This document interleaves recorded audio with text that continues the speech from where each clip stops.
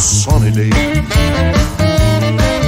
Yes, you left me in the morning on a bright and sunny day. You didn't wait for me, mama. You didn't even say goodbye. I tried so hard to be there by your side. I tried so hard to be there by your side. But you didn't wait for me, mama. You didn't even say goodbye.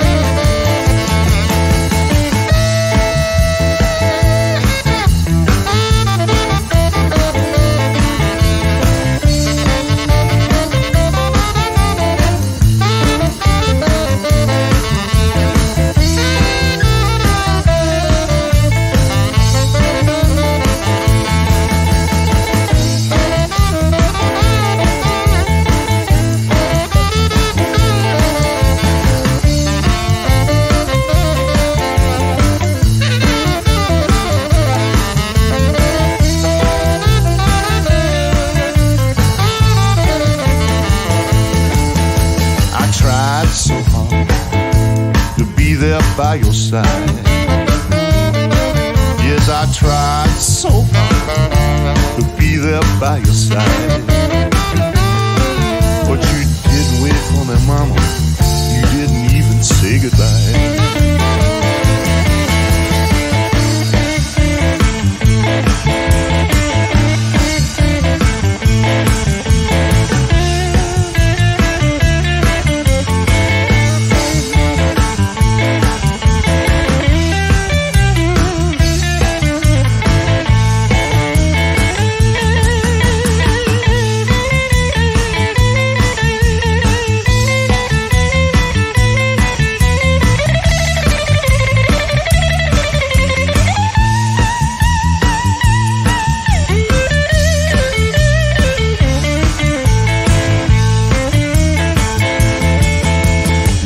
Me in the morning on a bright and sunny day.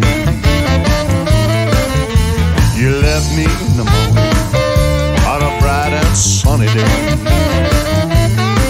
You didn't wait for me, mama. You didn't even say goodbye. I cried so hard as I stood there by your grave.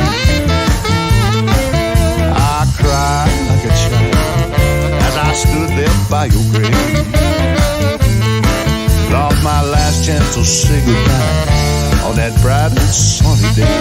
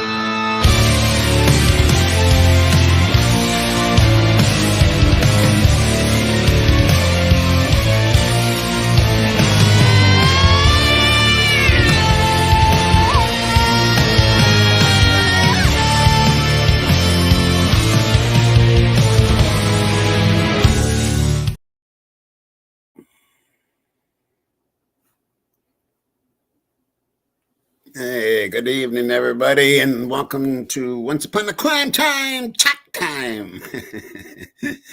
Everybody knows how this goes, and most people, maybe not. Sometimes I delete these. I used to delete them all the time, but sometimes there's too good of content to delete them. So we're going to see how that goes tonight. We have a lot to go through. So, hi, Katie. Natural, my friend. Willow. Roz, you're in here. I might run yours a little bit later. Um, Jeannie, Social Glow. I'm trying to get there. Wendy, Ellie, hi there. Cryptic, good to see you. Rock Chalk, Jennifer, Cindy, Tina, Deb, my girl, good to see you. And I think my beautiful Karen is in the house. I think I seen a little earlier too. Hello, Karen. Missy Q, the Borg. Hi, Rev, how you doing, my girl? Bianca. Oh, we got a lot in here. The Canadian Cat Lady. Hi, haven't seen you for a while. Rowena, Demede, Susie. Yeah, lots of chatters. Good to see. Good to see. Well, I'm telling you, we have. Hi, Barbara.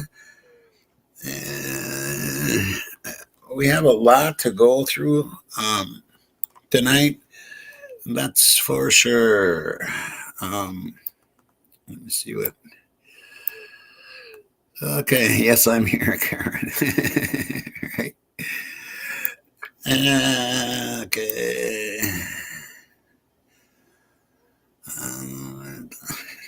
Okay, my baby boop, makeup queen, Rita. Got 137 in here. Yeah, good going. Ash Cash. All right, so yeah, we got a lot to get through, so I'm gonna get to it right away. Here, first, I got to find out where it is and which one I'm running first. You know, not that one. Yeah, this one here. We're gonna do Bubbly Waters put out one that has a lot of emotion into it, and I I think it should be looked at. I also have one later that we don't really. I know my community really well. I know my crime family, and they don't really like the dude, but he's got some really good content on something that I think really should be discussed thoroughly. So I'm gonna do that. Yeah, exactly, LA. Yep, you know what you're talking. You know what I'm talking about. Um, yeah, so that's what I'm going to start out with is the bubbly thing and the Sigma Chi Awards. This is unbelievable.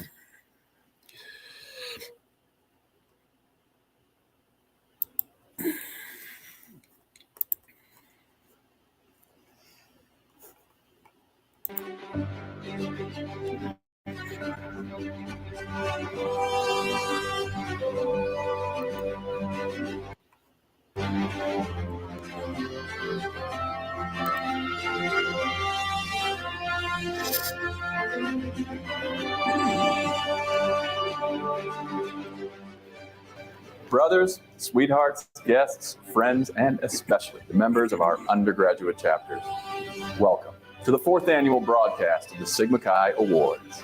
There are many successes to be celebrated tonight, and I am privileged and humbled to have the opportunity to acknowledge them. Sigma Chi has a long history of tradition and excellence. More than 2,000 significant SIGs, nearly 1,000 members of the Order of Constantine, thousands of Peterson Significant Chapter Awards, and individual achievement at the campus level, including Homecoming Kings and Courts, student body leadership, major scholarship and honorariums, and the list goes on. Sigma Chi is the largest fraternal organization on the planet. Nearly 270,000 members proudly wear our badge, and that is no doubt due in large part to the attraction that so many have to the great prestige that comes along with being a Sigma Chi. But this prestige of ours was not built overnight. Quite the opposite. It took generations of men to build on the successes of prior generations and turn Sigma Chi into what it has become. Now tonight, we cast our eyes to the future. The men in our active chapters are the great promise of Sigma Chi. They are our hope for the future. So, what has made the Sigma Chi the past generations? How can you award that? How can you honor that? How can you be humbled to be the one standing there giving out awards when Sigma Chi is hazing young men to their death, in my opinion? How can you stand there with that look on your face and that crooked bow tie and say you're humbled to be up there honoring these underachievers, actually, in my opinion? Because someone who had heart and soul and was human and had empathy and cared about people like you say the Sigma Chi does, they would never have kept this a secret, much less let it happen when they knew about it. And you know what I'm talking about. I'm looking right at you. You knew exactly what I'm talking about. So does everybody there at that dinner, that award ceremony. Because guess who they're honoring, you guys? Guess who they're honoring tonight? None other than Reed, the president of Sigma Chi from 2022. I wonder why. Did he rally his men all together and put tape over their mouths? Give them the lowdown? The what?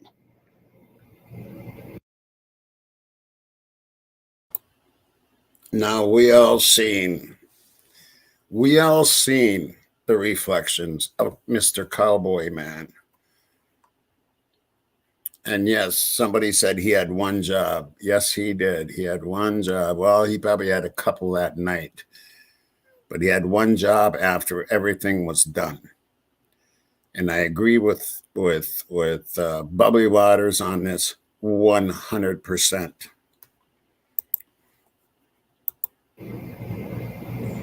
That's how I feel. And my mind's not going to be changed. This is disgusting. It's my opinion, speculation only. I have no idea if that's what the truth is. I'm telling you, I feel it right in my gut and I feel it in my heart. He's being awarded for keeping them silent, for protecting the freaking brotherhood, for protecting the cross, for protecting Constantine,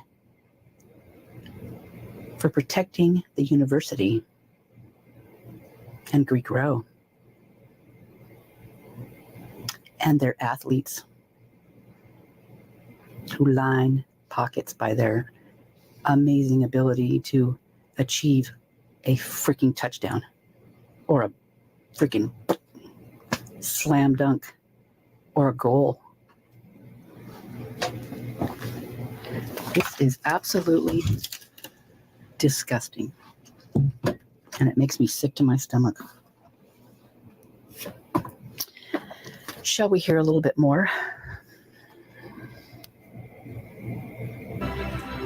Now tonight, we cast our eyes to the future, hope for the future. And as you will hear, based on the accomplishments and achievements they have produced from this past academic year, the future remains quite bright. We will begin tonight by acknowledging some interfraternal success that Sigma Chi has earned. By all rights, Sigma Chi is a well-respected leader among fraternities everywhere. And this year especially, the North American Interfraternity Conference has honored us with several historic recognitions. First, I'm proud to announce that Sigma Chi has taken home a Laurel Wreath Award for the 4th year in a row. This year, the Values-Based Leadership Certificate was recognized by the NIC as an outstanding development in educational programming. Congratulations to the Sigma Chi Leadership Institute and to the many staff and volunteers who work to make that programming possible for our fraternity.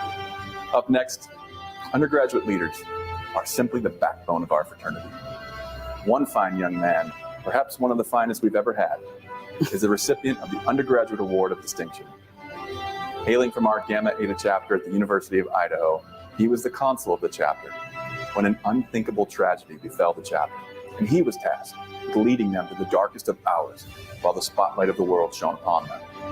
But he's a perfect example that the mantle of leadership doesn't fall lightly upon the shoulders unless we're prepared to bear it when it happens. My most sincere congratulations to Brother Reed Offman on this very well-deserved recognition. Reed Offman on this very well-deserved recognition. You guys, I hope I am so wrong. I hope I am so freaking wrong about this. But how could I be when it points right straight back to them? What in the world? They are being put on a pedestal for protecting people who kill people. Their brothers, in my opinion. Speculation only. Fiction, not fact. Ugh. Ugh. I might have to put that clip of his face when he was talking to, I always forget his name for some reason, the guy from News Nation, Brian Enton or something like that.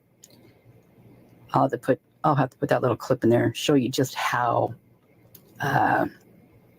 forthcoming Reed is. Just how non-sarcastic he is. Just how helpful he is. Yeah. And transparent. Oh my God, he's so transparent. His pissiness isn't transparent, that's for sure. And his utter disrespect for the elders of any kind is not transparent. It's so transparent. I mean, he just disrespects. It's like crazy. You see it in his face. And the guy standing, as we're looking at them in the video, look across to Reed's left. That guy, something's going down with that guy. We need to find out who that guy is. We definitely need to find out who that guy is. And just in time, my cat took a crap in the box just for you guys. She awarded you a shit. How about that? Nice little poo for you guys. Because y'all are full of shit. It's disgusting. My cat's crap smells better than your attitudes. And she covers hers up out of like sheer manners. But you guys cover yours up to save your ass. Not because you have manners, not because you have empathy or you care how another person feels. Nah, this is about you guys. See, my cat covers her crap up because she doesn't want to smell it. And I like to think she doesn't like me to smell it either, you know. Not you guys. You cover your crap up to save the university, but first and foremost to save your asses. Unbelievable. My God. I've learned so much from this case. And you know what? I'm not saying all of them are bad. I'm not. I'm sure there's a handful or more, maybe a few, that don't want nothing to do with it. And I bet you one of them was Ethan. And I bet another one was Hudson. And I bet another one was Caden. And I bet another one was Lucas Tyler. I bet you, I'm sure Sam Martinez. The list goes on and on and on.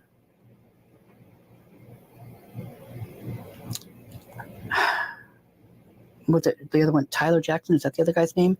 I mean, literally, there's so many of them I can't remember their names, and it makes me feel sad that I can't remember all of their names, because I know I can picture them in my brain, but I just cannot.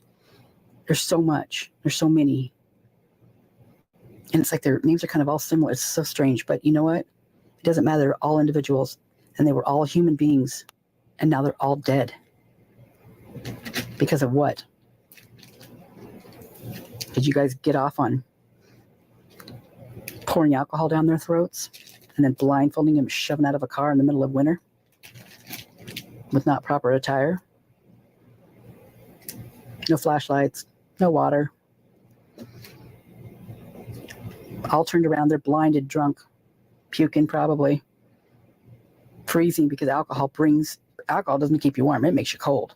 I mean, you might as well get, it doesn't do that to you. You think you're warm, but you're not.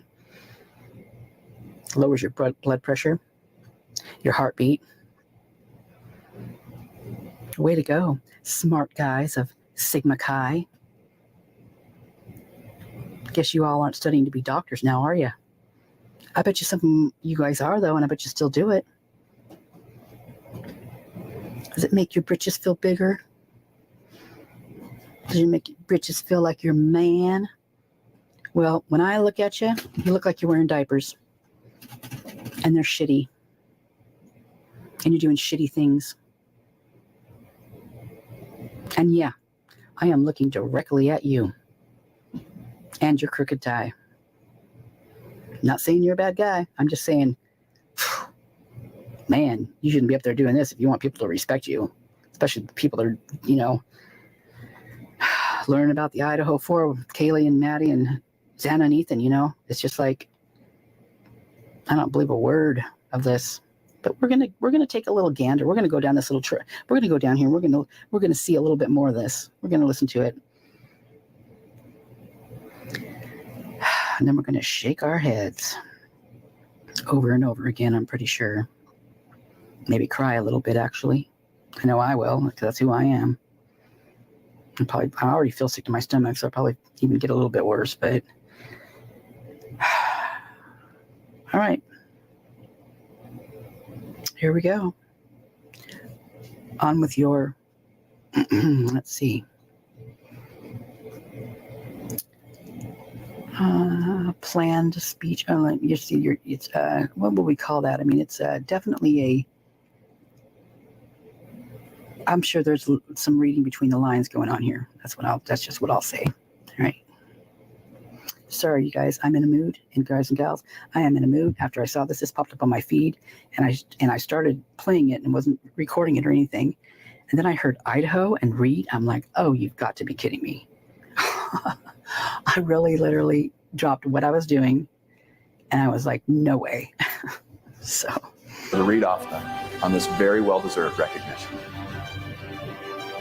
Any time in the last 3 years, and just the 4th time in chapter history, if you follow what the men in Pullman are building, you get the sense it's a legacy of excellence that will surely follow.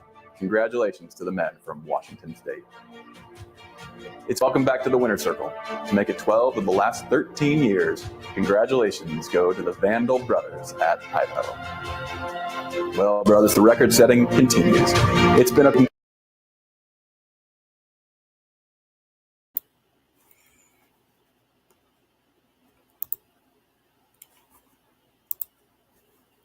So what do y'all think about that?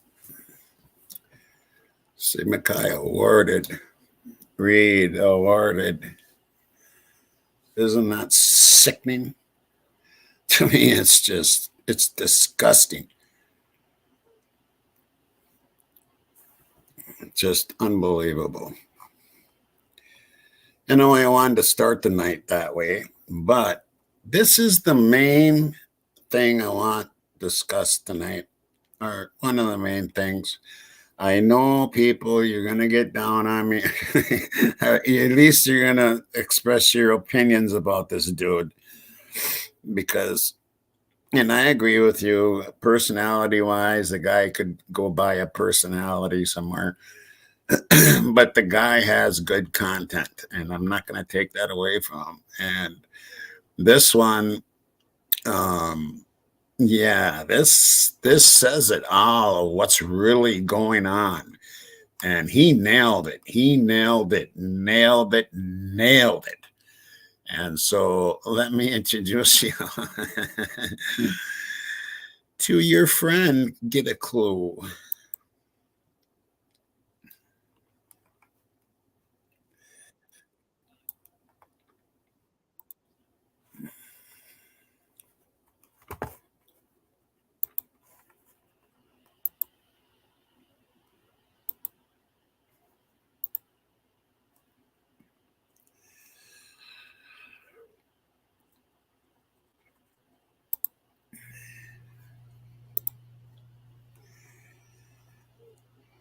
has been. I will contend, once again, this appears to be a farce related to this DNA debate. In other words, nothing is going to alter the end game here, meaning Judge is not going to decide to suppress the DNA match or prevent or preclude the prosecutor, Bill Thompson, from saying, we found a knife sheath at the scene of the crime. We extracted a DNA sample from the button clasp. We ran analysis on it, and ultimately we made an arrest. In this case, we took a sample of DNA from the defendant. We ran analysis on that, got an STR profile, compared it to the original STR profile, and it was a solid match. I want you to listen to this guy. It is the defendant's DNA. He's the really judge is going to let that proceed. So my contention is, what is the point of all this if that's going to be the case? Is it just Ann and Jay and the defense team setting this up for an appeal? Because remember, Judge has said here, this is a matter of first impression in Idaho, meaning it's never been dealt with in Idaho. So it's a first impression.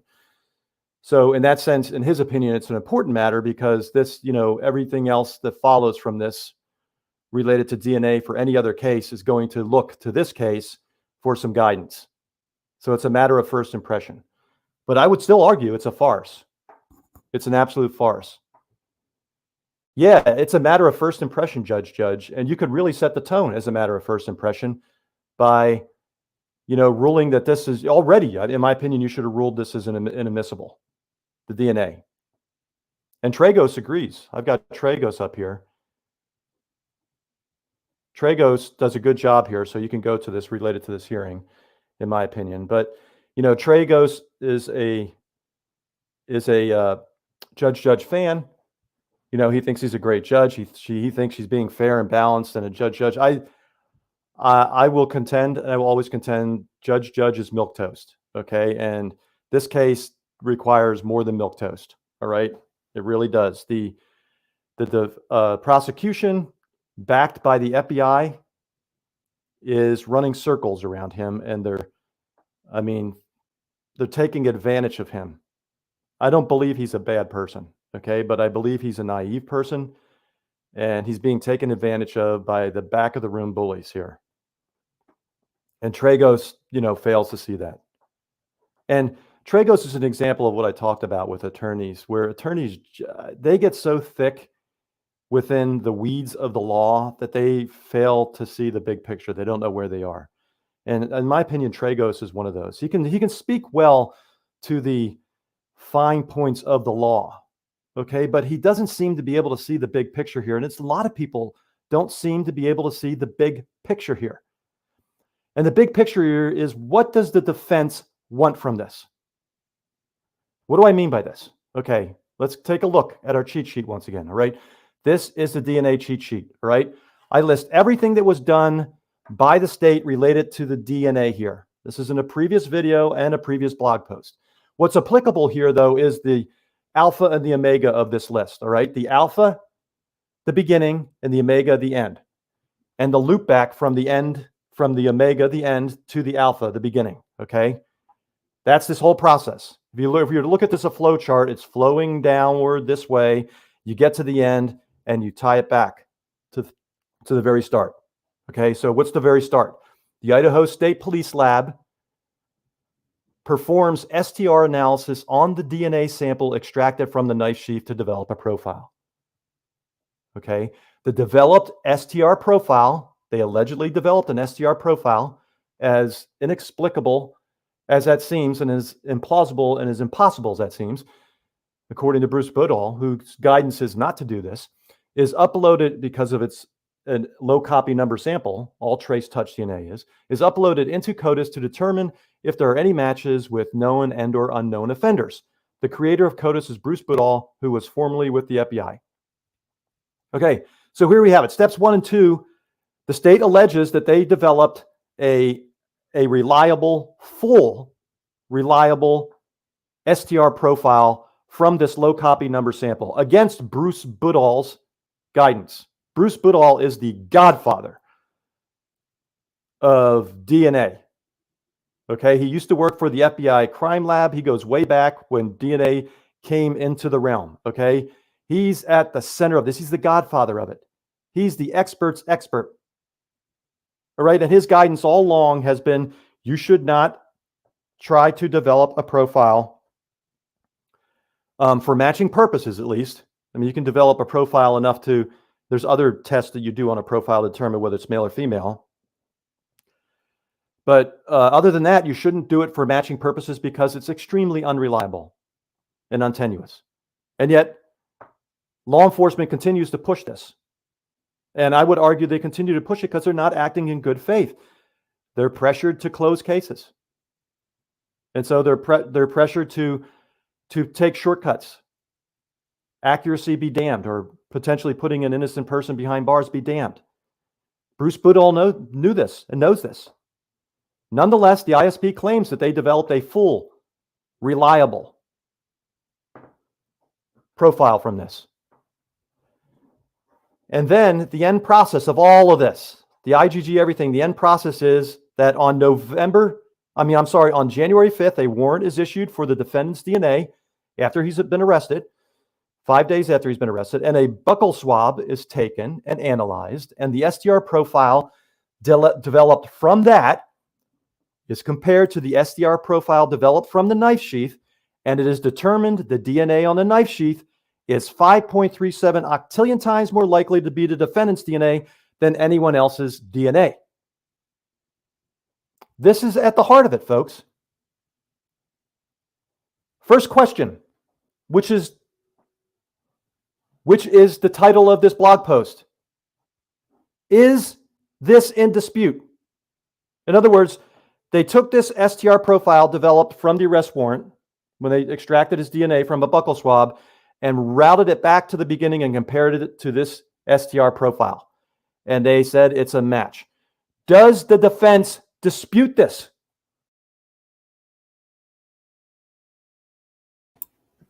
That is what is getting to me right here. Are they disputing that isn't Brian's DNA at all? That he wasn't there? No, they're not. They're not disputing that.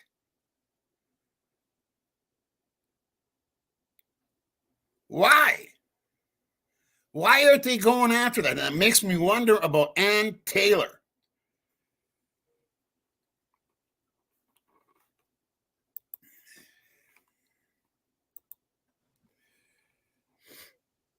Does the defense dispute it?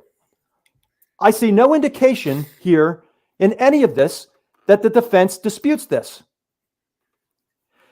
And I submit to you, if the defense does not dispute this, what is the point of arguing how we got to this point?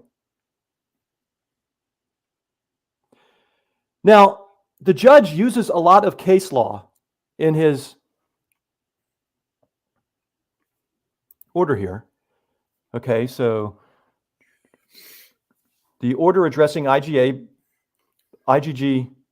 DNA by the judge issued 10/25/2023 or published 10/25/2023 right here.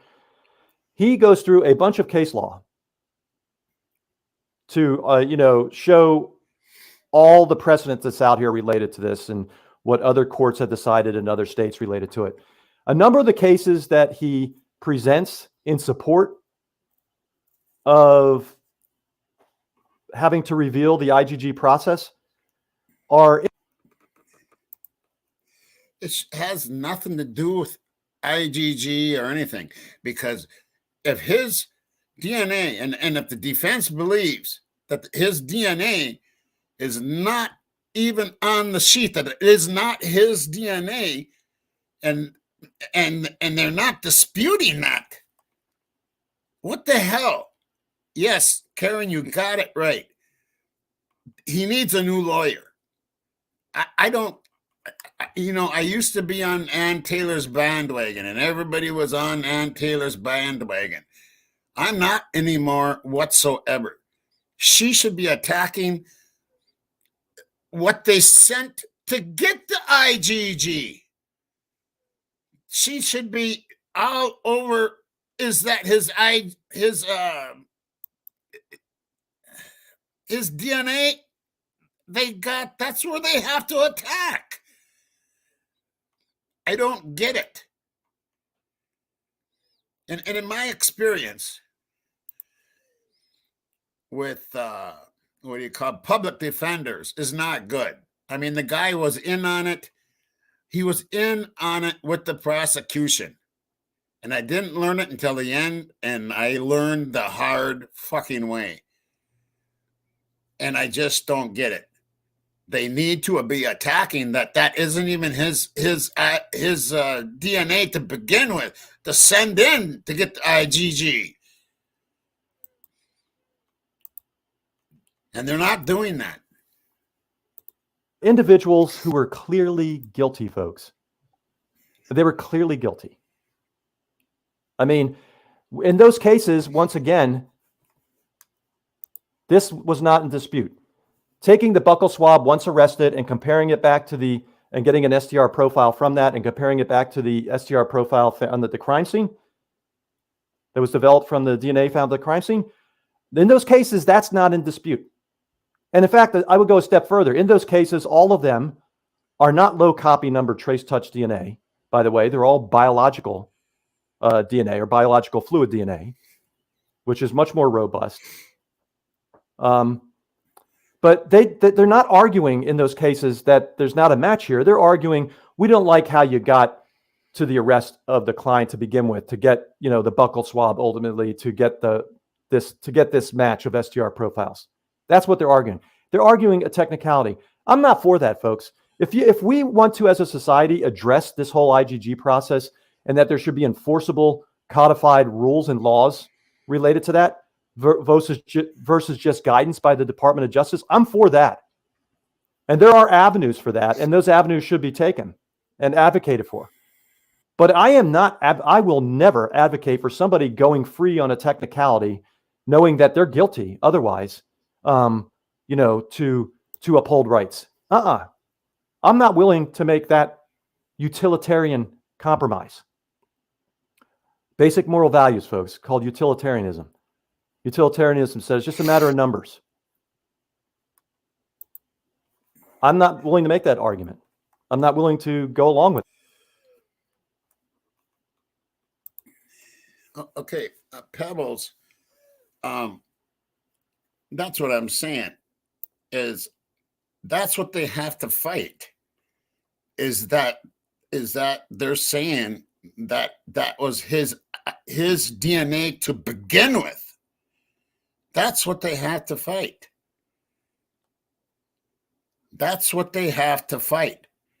Not the IgG, they have to attack that they found his DNA, a partial touch DNA that I can get by shaking a hand and somebody else touching it.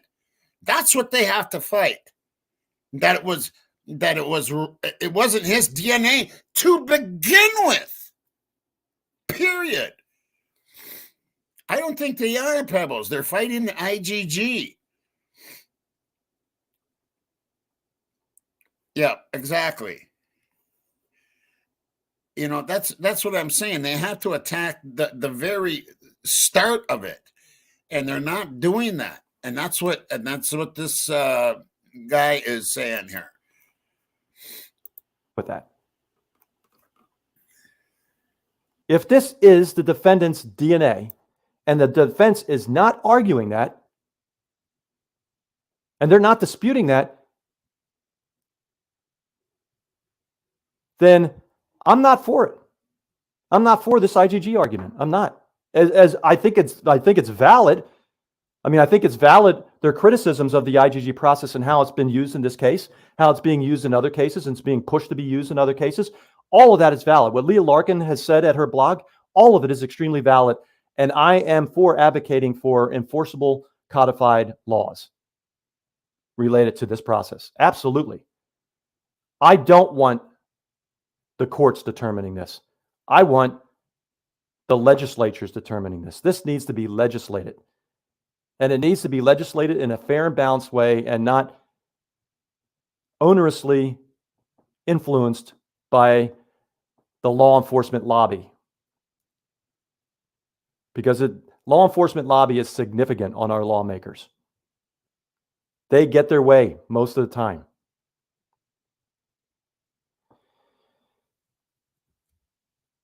So, is Judge going to rule? Well, Tragos covers it here, okay? I'm not going to replay Tragos. Go and watch it. But effectively, what transpired during the Zoom meeting was Judge set a deadline of December 1st for the state to turn over everything related to the IgG process and the development of the S&P profile. And we learned in this that there's 2 profiles involved. Maybe there's more than 2 profiles involved. I think this is people running with this and saying, ooh, 2 profiles is, I think that may be just part of the process. And the defense knows that, that when you upload it into a database, the profile gets massaged. And that's some of the issues related to this whole IgG process, right? I mean, if you start massaging things, well, then you go down a road to, subjectivity rather than pure scientific objectivity. But we already know from C.C. Moore, for example, that there is subjectivity involved in qualitative processes involved in the IgG process. It's not just purely a quantitative, scientifically objective process. And I know Judge, I think, is under the assumption that it's just purely scientific and therefore objective, but it's not. There is subjectivity involved in this. There is choosing. Using your mind and the algorithms of your mind and all the biases incumbent upon those algorithms of your mind to determine which path to choose to develop family trees. Because there's innumerable paths you can take. And as we saw with C.C. Moore in the one case, she took a path in a family tree that led to what she thought was, the match, submitted to law enforcement. It turns out when they investigated it further, that was not the match. So she had to go back to the drawing board. And she took an entirely other path. And that ultimately led her to another suspect that was a lead. And that one ended up being the one. See where I'm going here? This is not just purely scientific quantitative objectivity, which is rarely, if ever, wrong. It can be wrong. And there needs to be checks and balances and rules and laws enforceable related to that, because it can be wrong, because there can be human error involved in what is, yes, a scientific process, but does involve human subjectivity and human judgment, despite all the algorithms.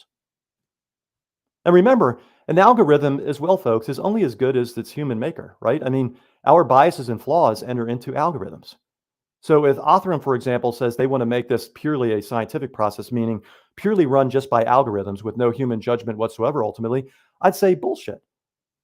The fact that humans created that process that does that means that there's human bias involved in the development of the algorithms. Humans subjectively determine what will be included and what won't be included in an algorithm, how the algorithm is constructed. So there's always going to be human bias and error involved in that process. Algorithms are human. They're extensions of the human mind, and thus are subjected to biases. Anyway, so getting back to square one. So Judge says you have to turn over all this information by December 1st related to Othram's development of the S&P and related to the FBI's, all the processes that they took in developing the family tree to get to the defendant's father. Okay, because remember, the IgG process resulted in them matching the DNA, finding the defendant's father. Well, wait a minute. Finding the defendant, I'm sorry. So they ran the analysis through IgG after the STR profile was determined not to be matched to any offender, and they got to the suspect, and so that's when they collected the trash from the house to see if they could get a match, and instead they matched the trash from the house to the suspect's father versus the suspect, but they then had enough for the arrest. And I take exception with Judge in this, that this was not used for probable cause for the arrest. I believe it is, but apparently that's a moot point now. So if the defense thinks that's their end game here, that they're going to get the arrest thrown out because it was an unlawful arrest, that's apparently that door is closed. So we're past that point. Some attorneys have told me that once the grand jury indictment came over, that's it. That's the probable cause is no longer applicable, and it's the grand jury indictment that rules. So the defense, I don't believe, can argue that the arrest was unlawful. And once again, I'll go back to, are they disputing that the DNA, that the defendant's DNA is a match with the STR profile originally taken from the knife sheath, developed from the DNA taken from the knife sheath? If the defense isn't arguing that, once again, I'll say, what's the point of this? What's going to be their defense here then, if they're not arguing that? Anyway, here's the farcical part once again, folks. All right. Bill Thompson has said time immemorial that the FBI does not have this information. Here we have to look at it again. All right. What part does Judge not understand about this? The genealogy conducted by, this is Bill Thompson, in his own words in a court document, the genealogy, this is in June, folks. June. The genealogy conducted by the FBI resulted in a lead that pointed law enforcement to the defendant. That's disputable in my opinion. And yet we don't have dates and times on any of this, when any of this was developed, but it's disputable. But it did not result in the creation of many documents or records. Right there, folks. It did not result in the creation of many documents or records. Now, believe him or not, and I don't believe him, all right, because I believe that all this could have been developed, but they're never going to turn it over because that's their policy not to turn it over. So I think this is probably a lie. But, Judge would never think it's a lie. You have to trust, because they all took oaths. These are individuals that had nothing but the best interest of American citizens at heart, right? But it did not result in the creation of many documents or records. Much of the information relied on by the FBI was only viewed through the user portal, in the publicly available genetic genealogy services and other investigative databases. CC Moore, I ask you, what would you say about this, CC Moore? What would you say about the professionalism related to this, if this is true, CC Moore? If it's true that they didn't do any of this, retain any documentation to support their case here, what would you say, CC Moore? I'll tell you what CC Moore would say. Nothing. Because she knows where her bread is buttered, and she would never criticize this process. But she knows that this is bullshit, that this is disgusting if this is the case, that this isn't justice. She knows all that. But she'd never say it, because CC Moore, like so many others, is just an unethical douchebag who's out for themselves. She's a celebrity right now. She's made tons of money doing this. She's making tons of money doing this. Her ego is huge, and she's not going to bite the hand that feeds her. So she wouldn't say anything about this, yet she knows this is bullshit. This is a crock. The FBI did not download or create copies of those records. Once defendant was in custody.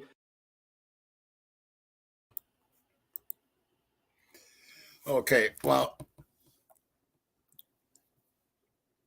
do you agree with this guy? I mean, this guy, to me, it makes a lot of sense. And I know my community doesn't like him that well, but I have him subbed, and I would recommend subbing him. Just probably don't go in his chat. Because he can be not very nice to people, but his content is always really good. And he's the one that came up with the 300 Chrysler, that it was a 300 Chrysler, not not a, and he pretty much proved that point, that it was not a Elantra to begin with. It was a 300 Chrysler. And so I recommend, oh, that's right. He has it. Yeah, that's right. You're right, 420. He has the comments turned off, I think, now. Yeah, you're right. Yep. Yeah, right. Exactly. You know what I mean? So I would I would recommend subbing him just for the content, because he does have good content.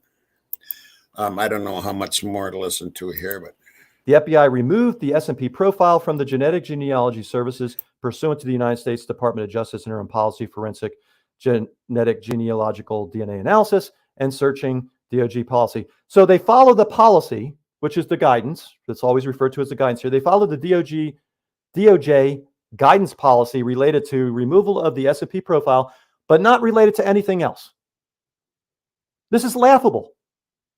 Does Judge not see the laughability of this statement? The contradiction in it? He doesn't see that. I bet he doesn't see it because he's so naive, he's so milquetoast, he's so trusting. They took oaths after all, that he doesn't see it. Which just lends more to my contention. This is a farce.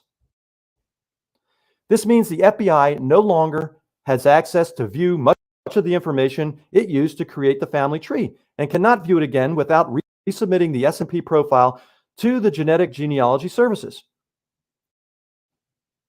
To the state's knowledge, the only records that reflect the FBI's efforts to create the defendant's family tree is the family tree itself. And they don't want to show that fully either, folks, by the way. And Judge is not going to allow the defense to see all of that, the entire family tree. I don't know if you're reading between the lines here, but he's not even going to allow them to see the entire family tree. It's a moot point anyway, if the defense isn't contesting the match of the defendant's DNA to the STR profile originally developed. That's all a moot point anyway. Why would they even bother to argue anything?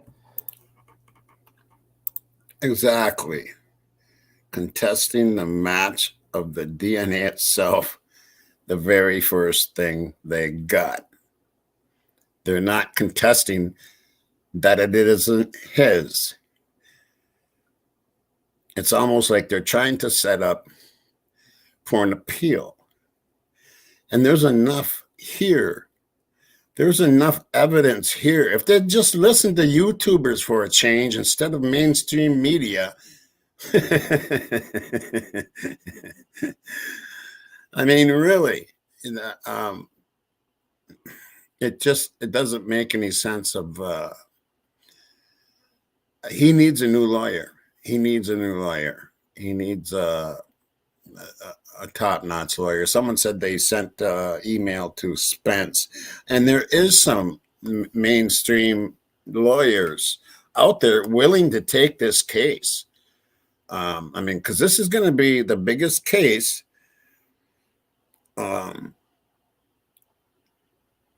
This is going to be the biggest case that, you know, since OJ, and since like, what's her name there?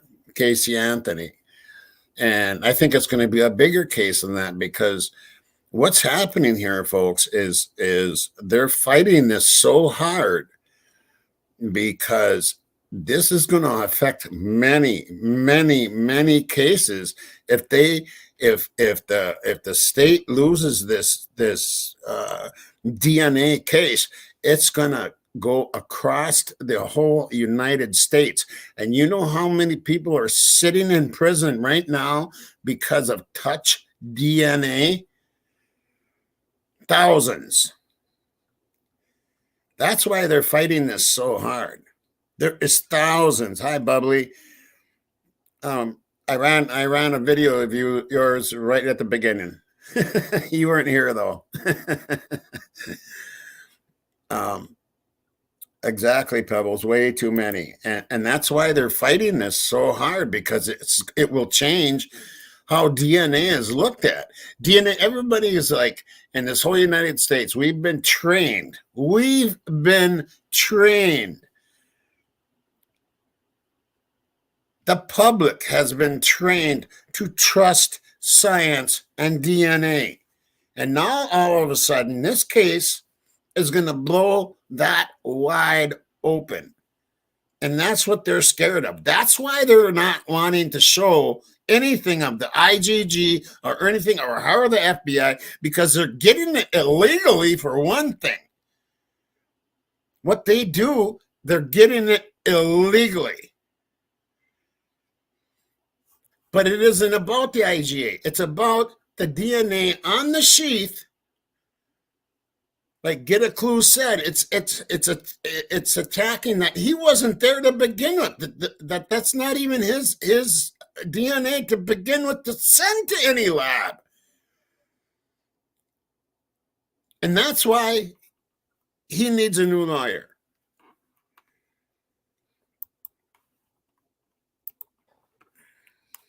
They reflect the FBI's efforts to create defendant's family tree is the family tree itself. Notes jotted down by FBI agents as they constructed the family tree. Now I'm going to tell you, these notes are going to be trivial, folks. I've got little notes that I jot down at my desk here. They're gibberish. I couldn't even tell you what they mean. I got a stack of papers with notes on it. It's gibberish. I can't go back and even tell you what any of it means. That's what kind of notes we're talking about. That without any, structure to them or context, they're meaningless. They're going to be meaningless to the defense. I mean, it's a worthless endeavor. And there's certainly Judge who knows nothing about DNA and the IgG process is not going to be able to determine the validity of that as to whether it would be worthwhile for the defense and it should be turned over to the defense. He's not in a position to make that call. Oh my God. I mean, I know he's a judge, but he's not, from an expertise standpoint, he's not in a position to make that call. And any records created to document the removal of the S&P profile from the genetic gene. Whoa, this part doesn't even matter, folks. The removal of the S&P profile from that doesn't matter. That doesn't matter at all. That's not helpful to the defense. The state has not seen, nor does the state possess, these records or copies of these records. So effectively, Bill Thompson was told here by the FBI, nothing to see here, Bill. Just move on. All right. You just tell them that it's not available. Right. We don't have it. We just winged it. We just did a quick and dirty, winged it online. And, once you're done with it online, it just evaporates into either there's nothing available. Just tell them there's nothing available. And that was good enough for Bill Thompson. He didn't feel any need to, do his own inquiry or do his own analysis of any of this. He just took the FBI's word for it, of course. And why would that be? Because I submit, once again, he's being led by the FBI, not the other way around. Bill Thompson didn't send the FBI out after Vargas. The FBI sent the FBI out after Vargas. Bill Thompson is their stooge. Okay? There's no way Bill Thompson's directing the FBI here. And it's clear from this Zoom meeting that Bill Thompson is an idiot when it comes to any of this. I mean, he's literally an idiot. He is just believing what the FBI is telling him about this. And Ann Taylor's trying to tell him, you're dead wrong on that. Have you read the Department of Justice guidelines related to all of this? The guidelines stipulate specifically what you need to have.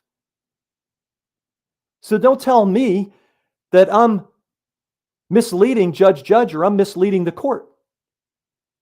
Because if you're contending that I'm misleading the court and misleading Judge, then you're contending that the Department of Justice is misleading the court and misleading Judge. And ironically, the FBI is under the umbrella of the Department of Justice. This is what a buffoon Bill Thompson is in laying this accusation at Ann Taylor. So we have the Department of Justice guidelines saying what you should have related to the IgG process as documentation so it can be turned over to the defense when need be. And Bill Thompson saying, she's being misleading. She can't say all this stuff should exist. She can't say what should exist when it doesn't exist. Yes, she can say it because the Department of Justice says it, you moron. And if you even cared about this issue whatsoever, and if you even cared about justice, you would have read all that and you would have known that. And yet he doesn't. It's clear from this Zoom meeting, he doesn't know this. And another thing related to the Zoom meeting, and I don't even know why I'm even speaking to this once again. It's irrelevant when you consider that the defense doesn't appear to dispute the matching of the defendant's STR profile to the original developed STR profile. The alpha and the omega. It appears that the defense is not disputing this. So this is all moot. But anyway, in the meeting, you can see Thompson's already caveating the deadline.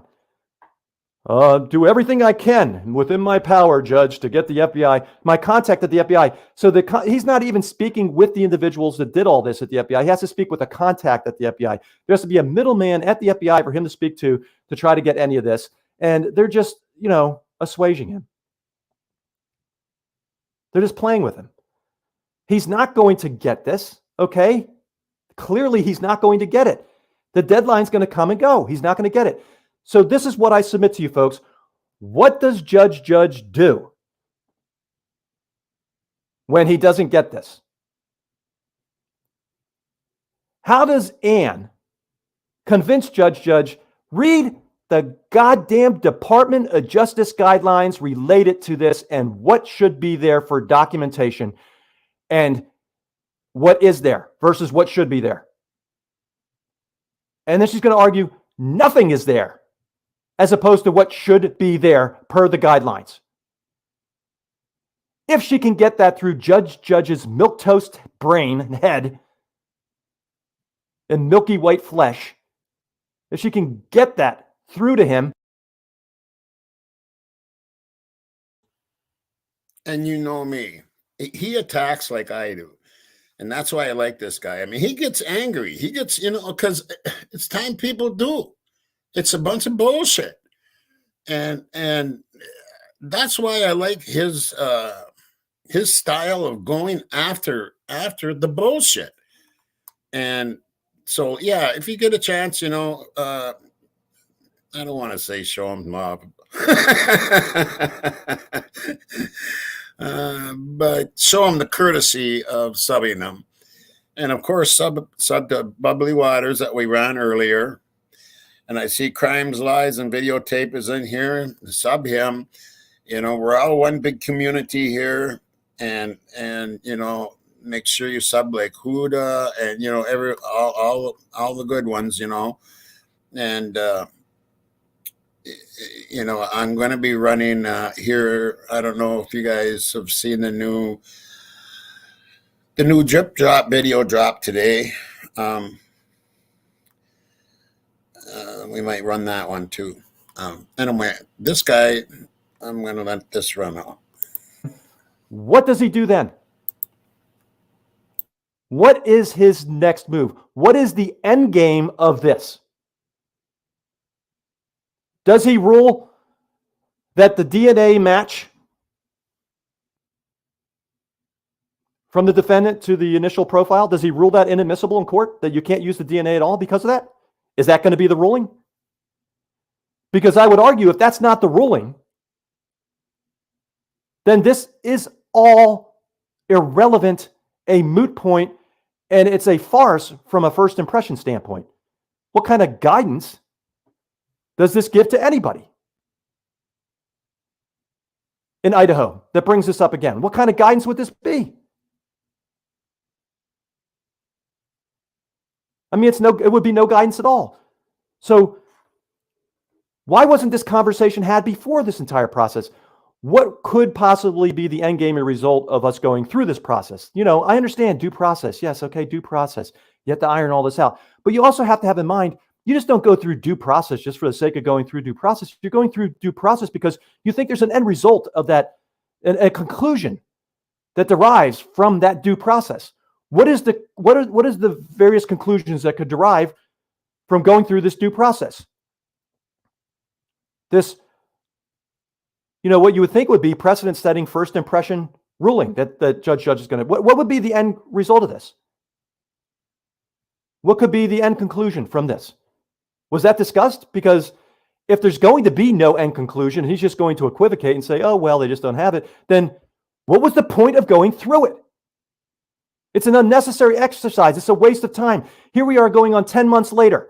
This stuff should have been turned over in the first month or 2 months after the defendant's arrest. And here we are 10 months and it's still stonewalling. Not even stonewalling. In June, Bill Thompson said it didn't exist. The ruling should have been made then. Meanwhile, this defendant is rotting in jail. If this defendant is truly innocent, and I told you I believe all along from everything I've looked at in depth in this case that this defendant must be innocent. But for the life of me, I do not understand the defense. I don't understand the defense in this. I don't even understand what their end game in this is. If you don't dispute that his DNA matches the DNA developed from the DNA on the knife sheath, what is your end game here? I do not want to see this defendant found not guilty on a technicality. I want him to be proven not guilty because he's not. Fuck. I mean, this guy he's nailing this shit. He is totally nailing this shit. Everything I think, anyway. I don't know about you guys, but this guy is nailing it. Not guilty. And I believe there's a myriad of exculpatory evidence to prove that he's not guilty. And we've gone over it all. There's a myriad of it. And this is only to rely on a technicality here? I mean, the fact that they would put their eggs, so many eggs that they have into this basket, I mean, it leads me to believe that he's guilty. Like this is all they have and he's guilty. And if this is the thread that their case is hanging on right now. I mean, that's what it comes off as. I'm not saying that's the case. Maybe it's not. Maybe this is because this is all we see. And, there's all the light we cannot see. But it sure comes off that way. What is the end game here? So this is what I'm getting at. Don't get excited by this, folks. We've seen that this judge is not, like I said, once again, he's not someone that's going to create groundbreaking precedent here. I don't see it. I know, and which I think would be hypocritical, really, of him not to. He's already stated in no uncertain terms that this is exactly what it is, which is a matter of first impression with the Idaho courts. He has the opportunity here to break ground and set precedent. And the precedent that should be set here is that, Trago says it himself, that like if the FBI isn't willing to abide by the Department of Justice guidelines, then it's not fair that they should be able to use this process at all. If they're not going to play by the rules, their own rules, then they shouldn't be able to use this process at all. And so what Tragos is getting at there, and he's a hypocrite here too, okay? I'm just going to say he's a hypocrite here too, because then what he's really saying there is that he knows that they got the arrest because of this IGG process. He knows it. He knows that's how they got the arrest. That's how they had to, justify it for the judge. He knows it, but he won't say it. He won't say it because, he wants to protect the due process and technically that's not the case. Yes, it is. Effectively, they got the arrest because of this.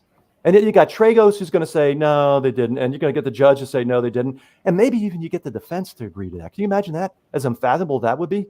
That the defense would actually agree that they didn't use it to get the arrest. Yes, they did. Yes, they did. It is absurd to think that they got this arrest without the DNA. Without the DNA in the probable cause affidavit so the judge could see it. Okay, and the only way they could have gotten that was the IGG process because the IGG process was the lead. It was the lead to the suspect, allegedly. So it all stems from the IGG.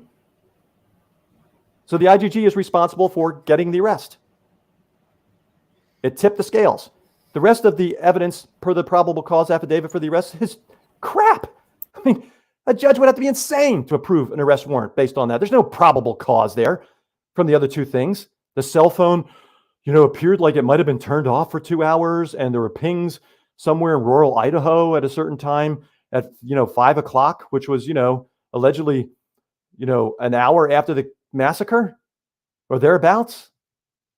And then he was overseen on cameras at 2:44 in the morning in Pullman. What?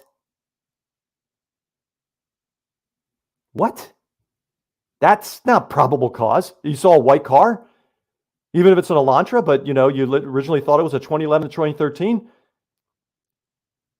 in the neighborhood. No indication that it could be his car. He has a car similar. He has an Elantra, but a different year model. I mean, that's not probable cause for an arrest. Are you kidding me? Jesus, you could arrest like 50 people based on probable cause standards like that. 50 other people.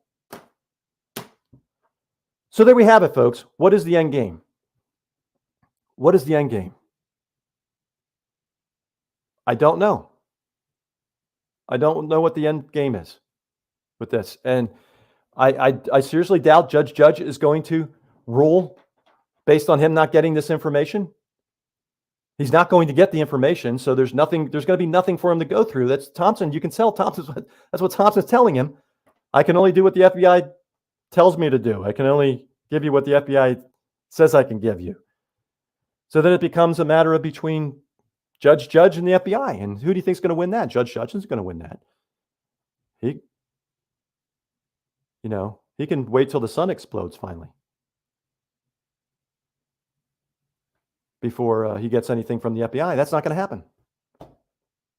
I know Tragos is thinking he's going to get the stuff from.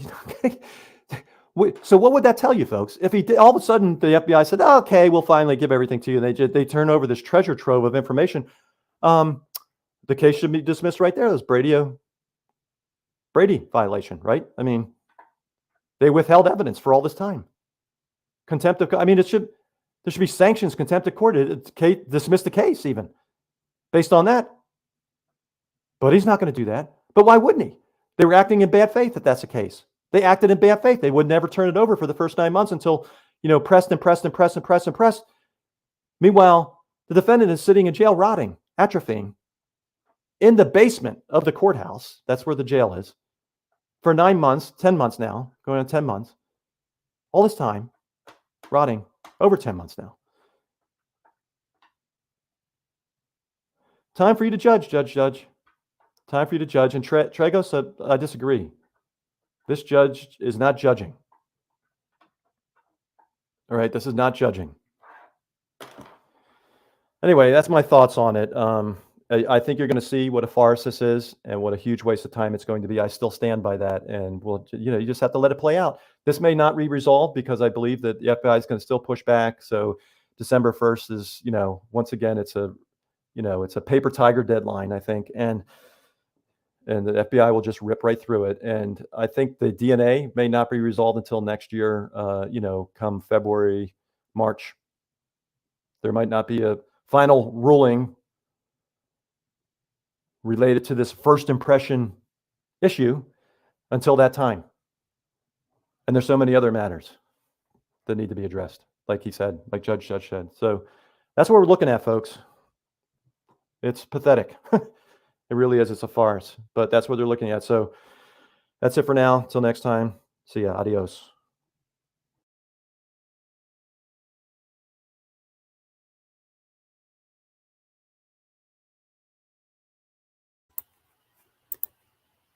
All right. Yeah. So I agree with this guy just about 100%. It isn't about the IGG because it's about the very, very DNA that they got from the sheet. And they're not disputing that. And that just gets to me. Why isn't the defense saying, this guy wasn't even around? How did you get, this DNA that's on that sheet isn't his, period. And fight that. I don't get it. I don't know. That's the way I feel about it anyway. And he makes a good case about Judge. He's not judging. He's not being a judge. He's right alongside the FBI. Oh, by the way, yeah, I know that's what you think. I don't think they are, Pebbles. Not like they should be. They should be fighting that a lot harder. The point of that it isn't his DNA to begin with, to even send it to the lab and have it It's not his DNA, period. I see what you're saying, though. I do see what you're saying, Pebs. Yeah, it was transferred DNA. And now with this 2 DNA thing, you know what? It might not even be his DNA to begin with. And that's what I'm saying. It might not even be his DNA to begin with.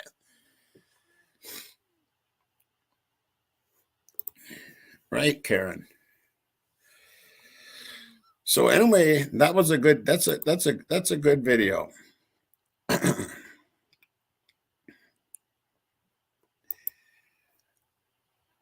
Okay, moving on. We shall run this. We shall run this. Mods, if there is a few people in here, so if it gets a little too fast on the chat, just slow it down. Which I'm sure you're handling it fine.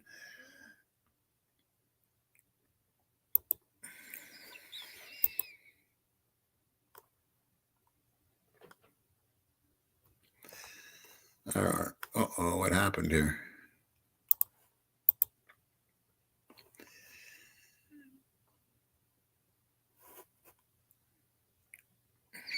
Oh, yeah, okay. I got it.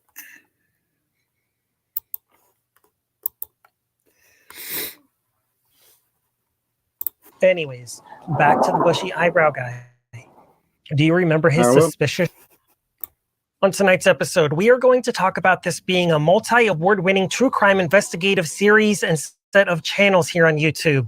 Yeah, and we're going to talk about Bryan Kohberger, Moscow, Idaho, Richard Allen, and Delphi, Indiana, in all the latest and greatest developments and updates. Without further ado, let's see what I have to say for myself this time. Yeah.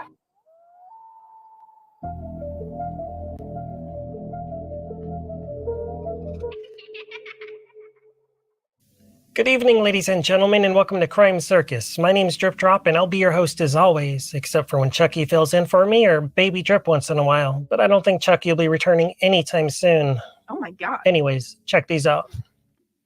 Yeah, we did it. We did it. We did it. We did it. I knew we could do it, and we did it. We did it, and we did it again. Yeah. Yeah. This is a boom. Actually, it looks like a double boom. Yeah. Anyways, we'll talk about these later on. First, we need to talk about Moscow, Idaho, because I know you love Moscow, Idaho, and you really want to get to the bottom of who committed this crime. There's a lot of mysteries that exist within Latah County. And before we get to those, very quickly, I want to let you know my Patreons have made this all possible. And because of these awards we've won, I've opened up a free tier. No strings attached and no catches. It just is what it is. It's free. There's also paid tiers, and different tiers offer different things. Either way, the main point is you'll never miss another notification, and I will be putting out exclusive behind-the-scenes videos and Patreon exclusive videos very soon, all in due time. Anyways, different tiers for different budgets, so on and so forth. It's whatever you want to do. Link down below. Recently, the authorities were seen back at the 1122 King Road crime scene house. We've heard a lot of various tales from the authorities, and they can't seem to keep their story straight. No. First, they were giving belongings back, and then they said the house was contaminated with biohazard material, even though the biohazard material was already used before they gave the family the possessions back. That really makes me wonder if the items they gave back to the families to help them heal were contaminated with biohazard materials, or that was just a lie. It's sad to say, ladies and gentlemen, but that's what we do here at Crime Circus and the Crime Circus Cult. We catch people in lies. And we don't like being lied to. No, we don't. No. Nobody does, unless you're weird. Yeah. Anyways, and then we all know about the landlord giving up the $1 million house for free to the University of Idaho, and then the University of Idaho immediately wanting to burn the house down to the ground. Yeah. But the families protested. And some of us protested too. And then they decided, okay, we'll hold off for now. And now we're told they're looking for more clues and doing 3D imaging modeling of the house. Why would they need to do that? There's already plenty of YouTubers and TikTokers that have successfully 3D rendered that house. If they're doing sound analysis, it's too late. They've already removed the furniture and they've removed walls, etc. All of this information shows me that the case against BK is very weak. Very, very, very weak. It's so weak that seeing the authorities back at the house investigating and looking for clues after they said they wanted to burn it down is a boom. Point blank, period. It's not like any of us actually want BK to be innocent. We just want justice and we just want the right perpetrator behind bars. And so far, their own actions have shown us the exact opposite, and we can't believe them, and we don't have much faith in what we're seeing in this investigation. And now we're being told about multiple DNA profiles, and that the dirty deets of this investigation might not exactly be what the defense thinks they're going to be getting. Oh, I get it. More shadiness in this case. Wake me up when there's something new.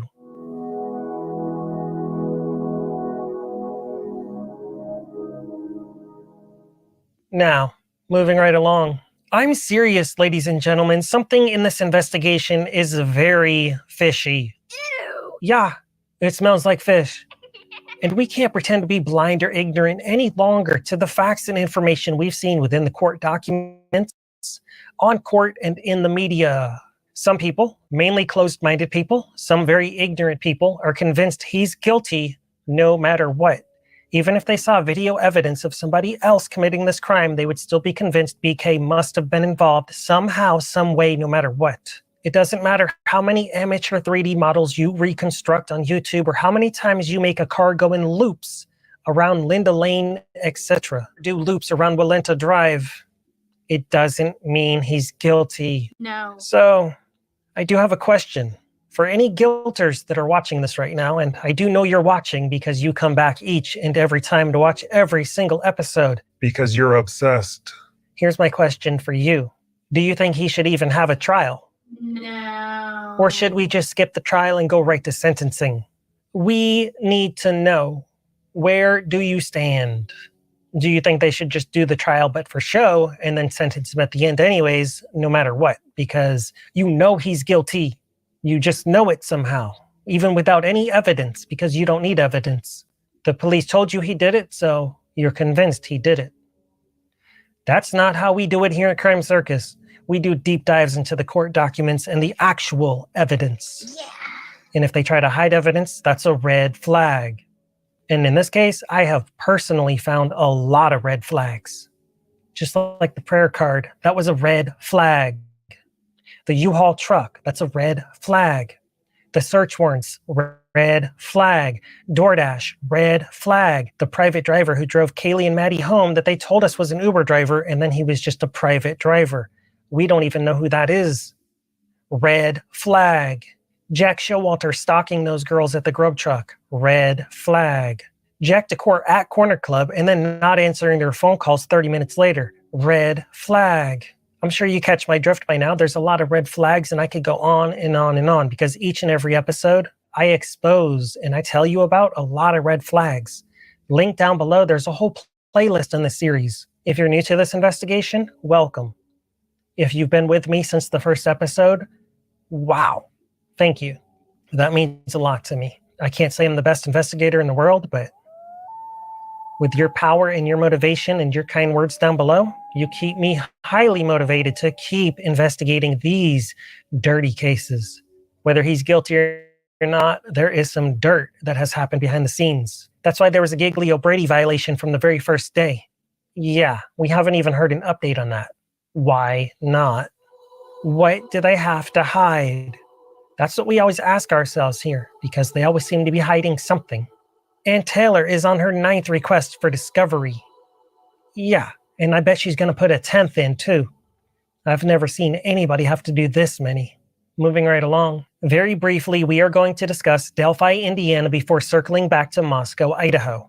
For those of you that aren't familiar or haven't kept up with the Delphi, Indiana case, it's super important, and I understand not everybody can follow all the true crime cases in the world, but I'm going to give you a very quick recap on what's happened in that case. It was a cold case for 5 years, and then they found a patsy, Richard Allen. There's not actually any evidence that links him to the crime.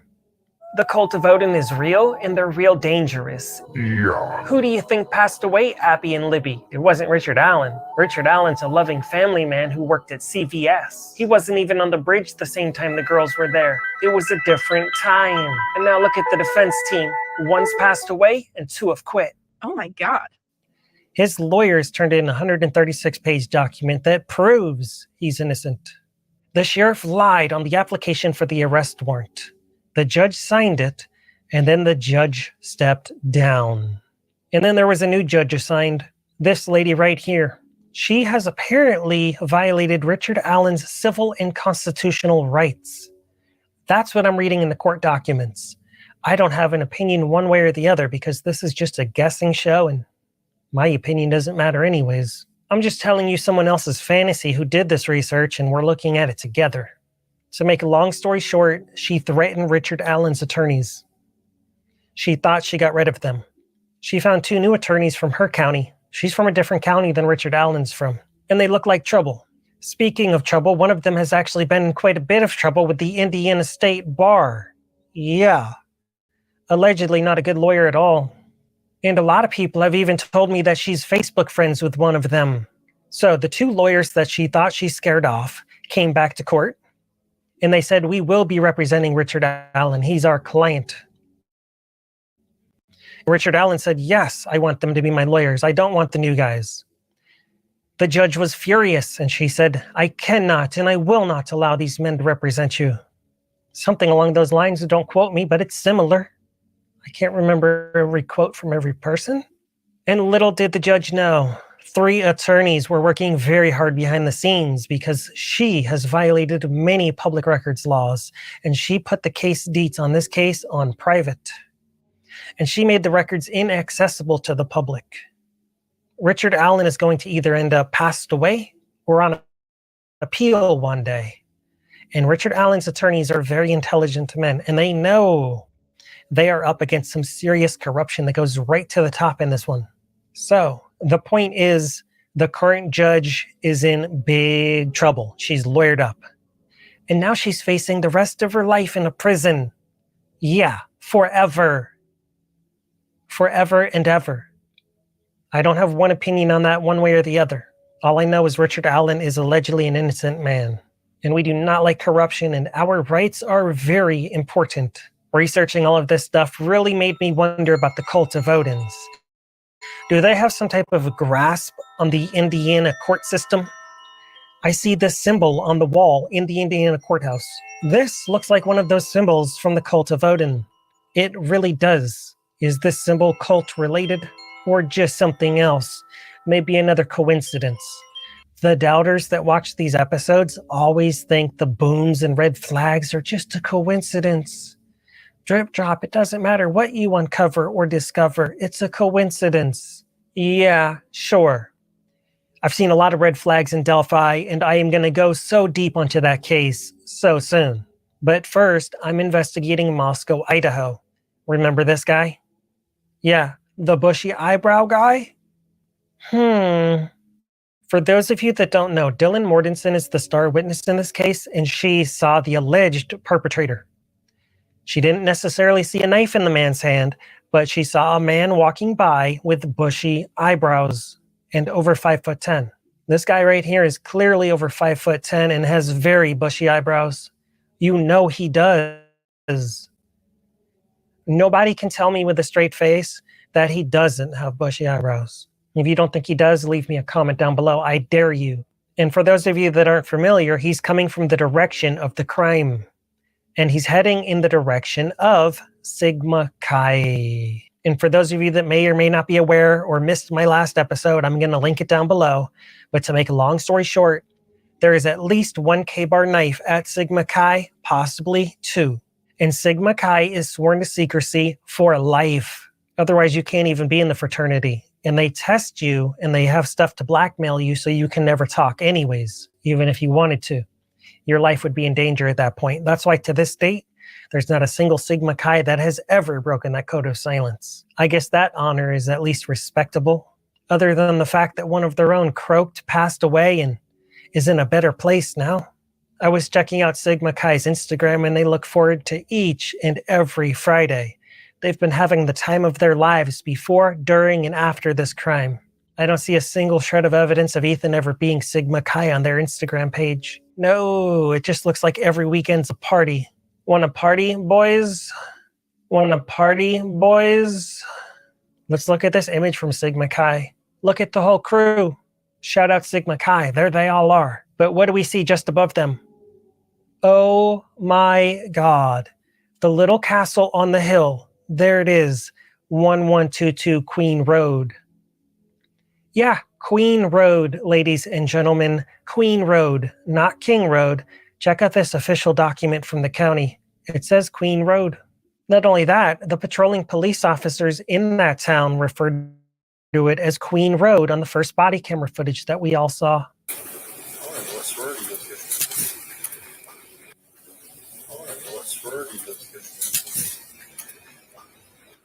Got it 1122 Queen Road. Got it 1122 Queen Road. Police officers know the names of roads. That's not King Road, it's Queen Road, which is also why these apartments are known as Queen Road Apartments. They're not known as King Road Apartments. I think we've been bamboozled. King Road doesn't exist. It's Queen Road.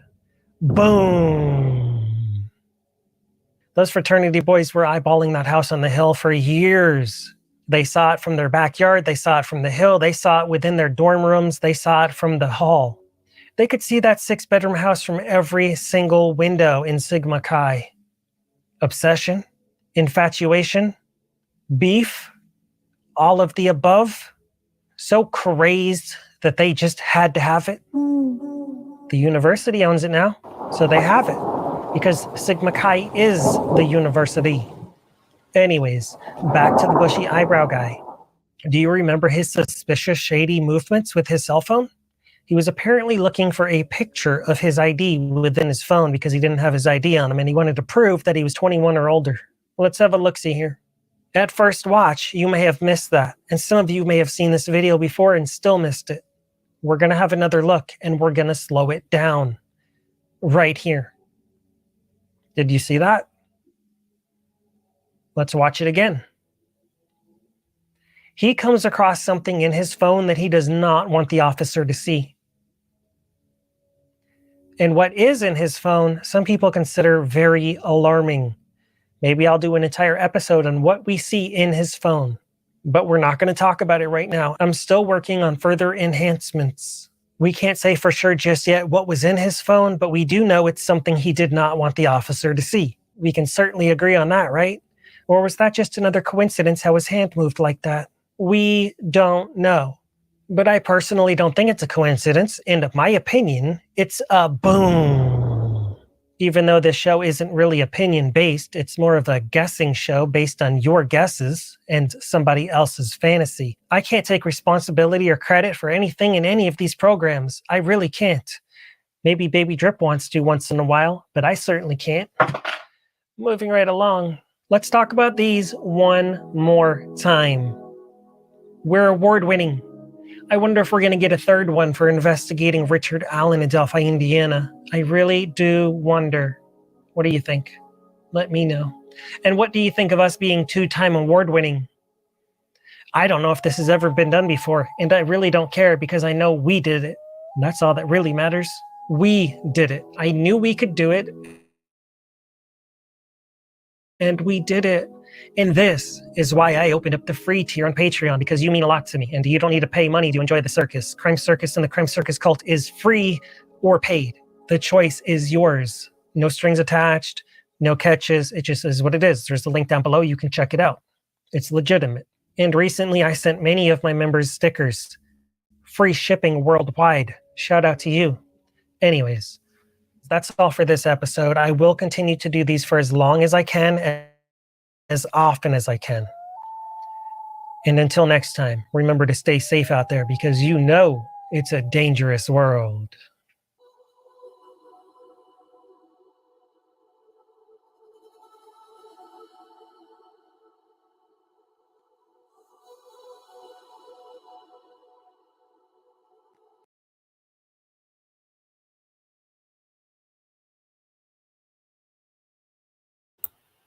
Okay, Jip's always good. Always has good content. Of course, you can sub him at Crime Circus, and he's got one other. What's the name of it? Crime Circus something. I can't think right now. But anyway, I'm sure most of you have subbed to him. If not, I did leave a link to that video, and then you can sub them from there. I'm trying to get everybody in there a little bit. So where am I at here? Okay, so I think she's still in here. We're going to run one of Roz's. And this was pretty good if I remember right. This is the one. I do believe. Which one is it? Yeah, so that one.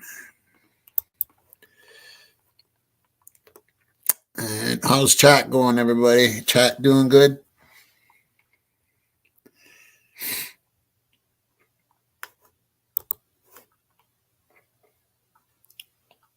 It looks like it's doing good. You guys are really something. My crime family. I just love you guys. Chat is always really good. Yeah. Yeah, I see that, Pebs. Yeah, and just so everybody knows, it's on a 30-second delay.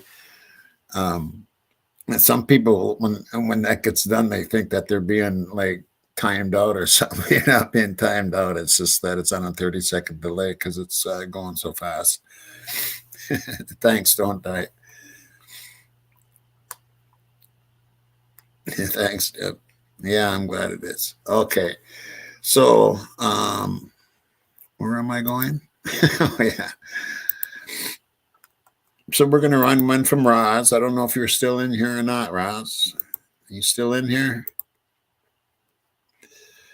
Where are we at here? This one.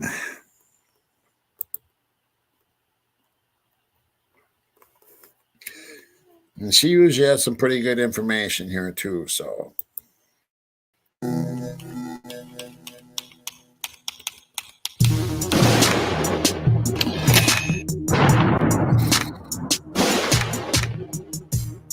have the right to remain silent. That means shut up. Hey there, welcome back to Roz Night, squeezing the quo. 350 subscribers. Body, woo, woo. Honey bunches, smoochy boochies. So, as you see on our screen, we have nucleic acids, RNA, DNA, proteins, the peptides, the amino acids is what they were talking about in the forensics. Okay. We'll get into that if you like to in another video. If you want me to go through this, it's a decent slide. It's a structure and it goes through all of it. And it's pretty good. So if you want me to go through this, I will. I may go through it anyways, just for my personal pleasure of versing myself. So I'll probably end up doing it anyways. Okay. So now,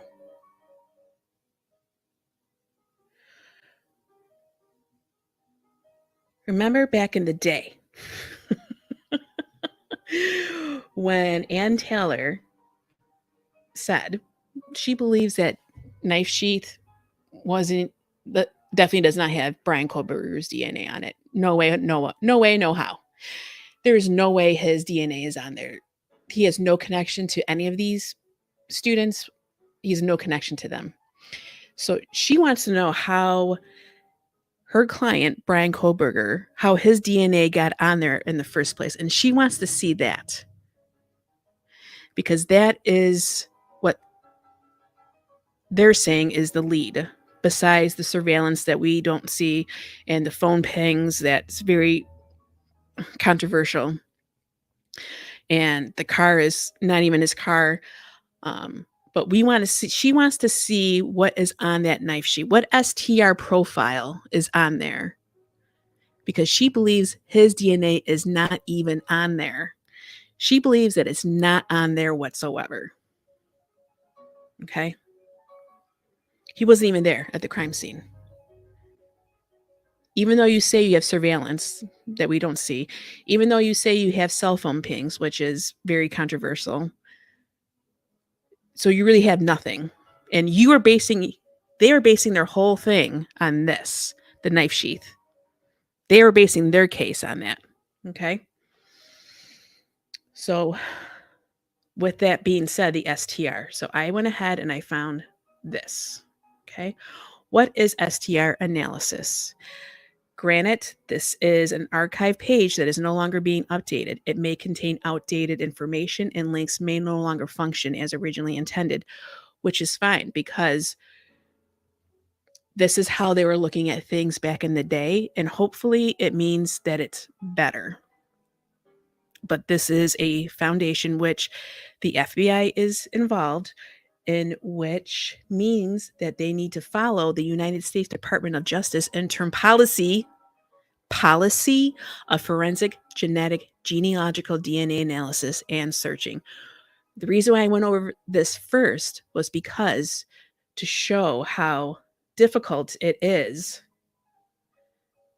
to get to this point and how much DNA you need, and that there has to be some type of communication between agents, police, and the lab to say, yes, go ahead from this STR, which whatever DNA they got from that crime scene and that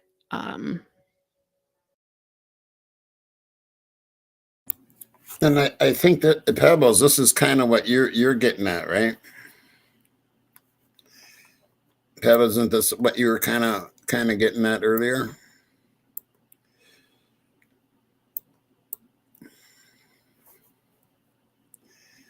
I think this is kind of what you've been saying here.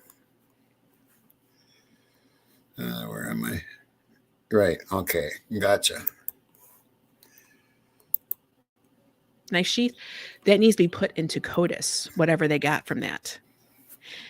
And when they went ahead and got Brian's, then they have to put that in there as well.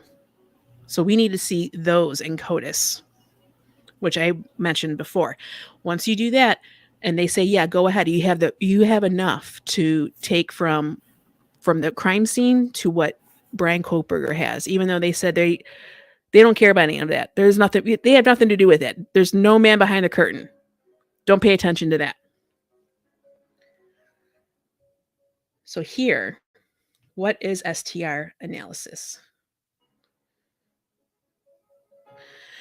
The most common type of DNA profiling today for criminal cases and other types of forensic uses is called STR, short tandem repeat analysis. Using DNA to distinguish between two individuals is a tricky matter because close to 99.9% of our DNA is the same as everybody else's DNA. DNA that actually codes for proteins cannot vary much without rendering the proteins ineffective. The 4 nucleotide bases that make up the backbone of DNA provide instructions for assembling the amino acids in proteins by being in a precise sequence, which is very important because that's why people get like autoimmune type things and cancers and such. It's because you have specific sequences to go through with your proteins, and if it's not done properly, shit gets fucked. Okay? If the DNA base sequence is altered or mutated, as scientists generally say, the sequence of amino acids in the resulting protein can also be altered. Correct. As a result, because protein function derives from a specific amino acid sequence, the protein may not work. Okay. So you have, in our body, we have a lot going on. Okay. We have these nucleic acids, RNA, DNA, your nucleotides, and then your protein, your peptides, and your amino acids. This is what they were talking about. Your proteins help with the functioning of your DNA. They help with feeding the cells. It's a chain, as you see here, that is needed, and it gets broken up to help, and it communicates as well. Okay. So if you remember anything about the cell, you have the mighty mitochondria, okay, that feeds the cell to make the cells all work together. So if your mitochondria are fucked up, shit's gonna get fucked up. Kind of like with proteins, okay? Very important. So, and it's very specific. Think of DNA as the blueprint for a house and proteins as the steel, timber, bricks, and mortar from which the house will be built. A brick that is mostly sand instead of clay will crumble, and mortar with the wrong ratio of cement to aggregate will fail. Likewise, a protein with the wrong sequence of amino acids often won't work. Exactly.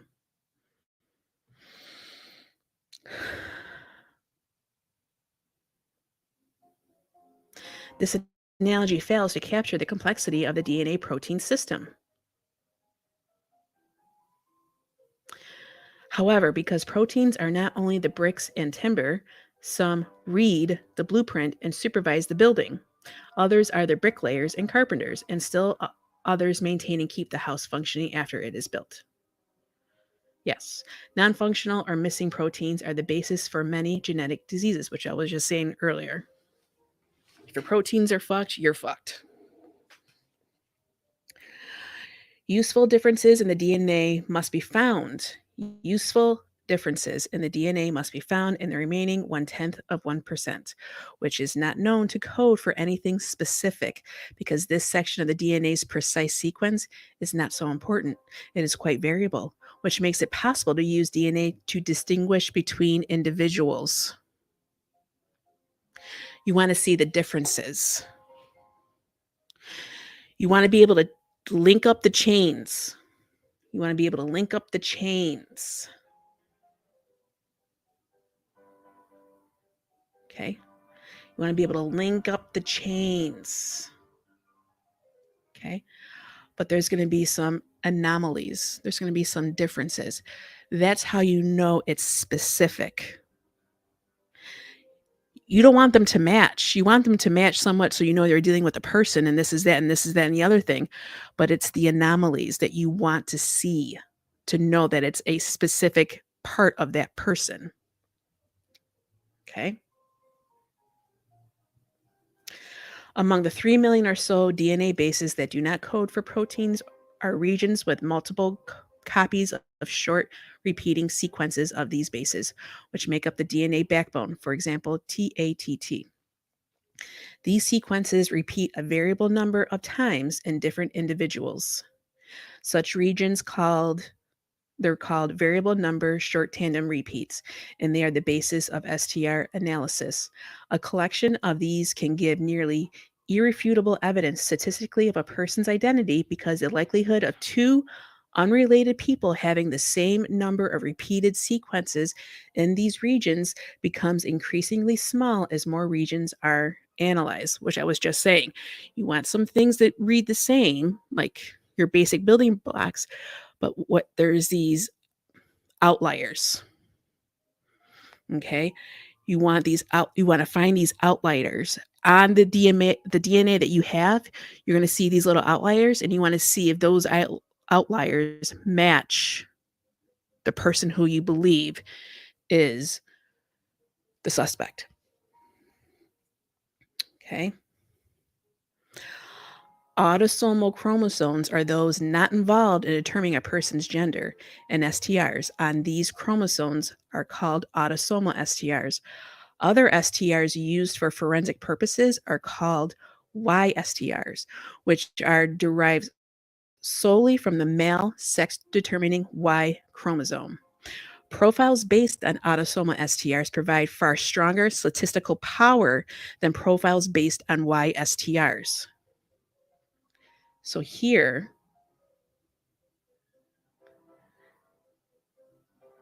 they're not telling us about that.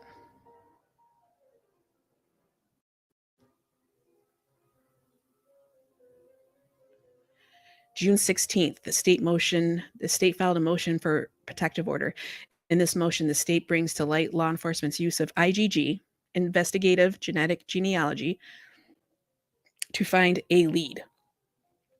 After the STR DNA profile from the knife sheath did not return to match in CODIS, it is unknown to this court when exactly law enforcement employed the use of IgG. Okay, so what type of STR? Did you see what we just read over? They're going to tell us which one. A brief discussion of what IgG entails is necessary to better understand the significance or insignificance of its use in this case. Consumer genetics has exploded.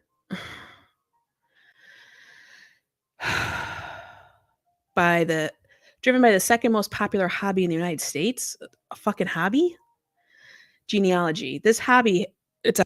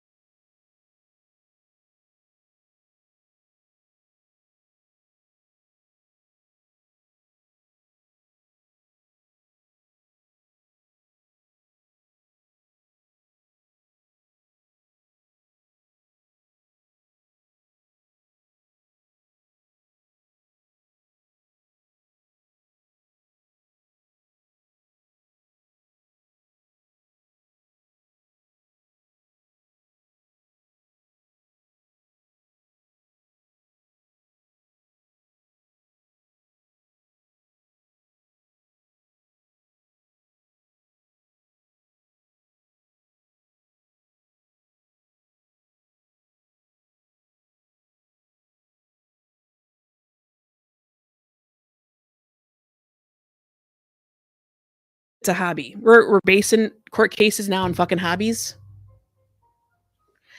Has been co-opted by law enforcement to solve cold cases. It's a hobby now. By linking crime scene DNA with the DNA of the suspect's relatives, which is continued in a direct-to-consumer genetic database. The relatives' genetic data acts as a silent witness or a genetic informant, wordlessly guiding law enforcement to a handful of potential suspects. Driven mostly by genealogical hobbyists, the majority of the DTC ancestry genetic testing services rely on single nucleotide polymorphism, SNPs, which are mutations as the level of the individual's nucleotides. SNP data can also reveal whether users share segments of their genome with other users, predicting relatedness through a common ancestor. This works by analyzing the percentage of overlapping bits of genetic code, also called identical by descent sections, that one shares with relatives. Assuming no historical inbreeding,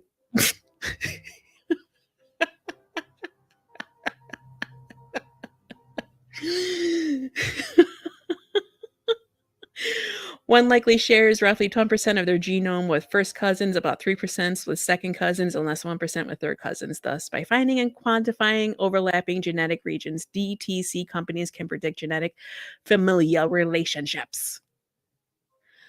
Okay, well, you really have to go through all that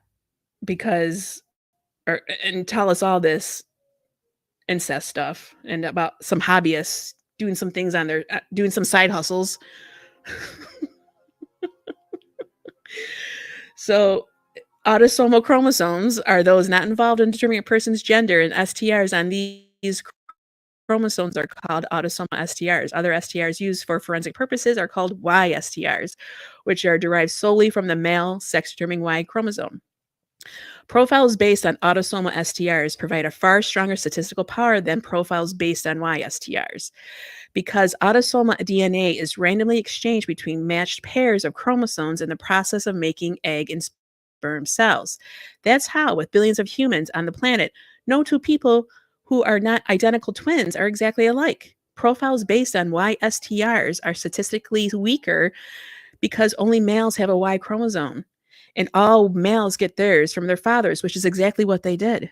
They got his DNA and then they got his dad. Y STR. that doesn't mean it. Guess what? Guess who's Brian's dad is? Brian's dad. I mean, he's not adopted. Brian, if you ever thought you were adopted, guess what? You're not. Because we took your dad's garbage and we took your buccal swab, and guess what? You guys match. Your YSTRs, they match. Ta-da! I mean, that's pretty much what they did. So profiles based on this are weaker because only males have a Y chromosome and all males get theirs from their father. So all males in all paternity line have nearly identical Y chromosomes. Given enough Y STRs, which scientists call loci, a Y STR profile can offer substantial power to discriminate between individuals. But this type of profile is certainly not as powerful as an autosomal STR profile. Okay. So you're basing it on a low statistical significance. That yes, him and his dad have the same YSTR.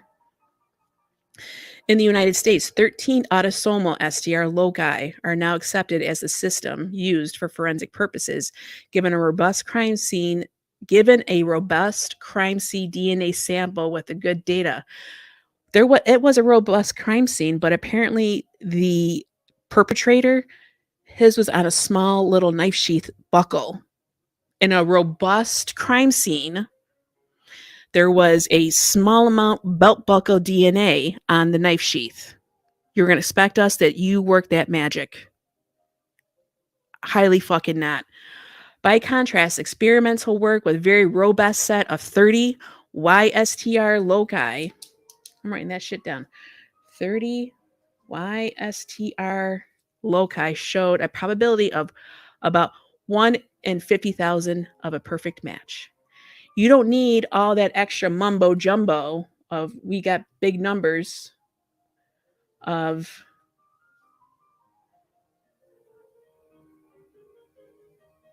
here. And Carol, remember Carol, who did a reactionary piece because her shit got questioned, and she started talking about the STR loci.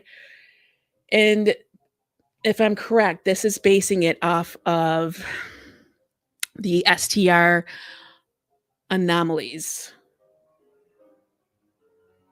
Okay. And this is with the genetic profiling. Okay. And she does this as a hobby, I guess, according to the PCA. She just, she does this for fun.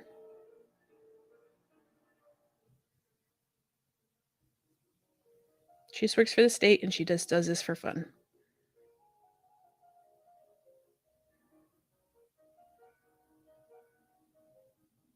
There we go.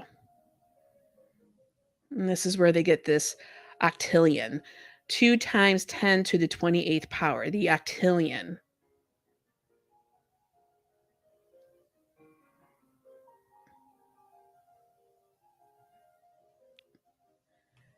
Okay.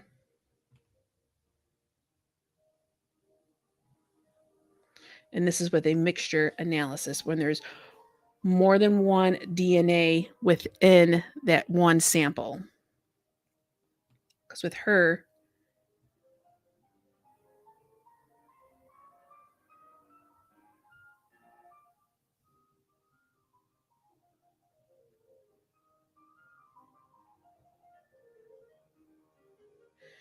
DNA profile interpretation.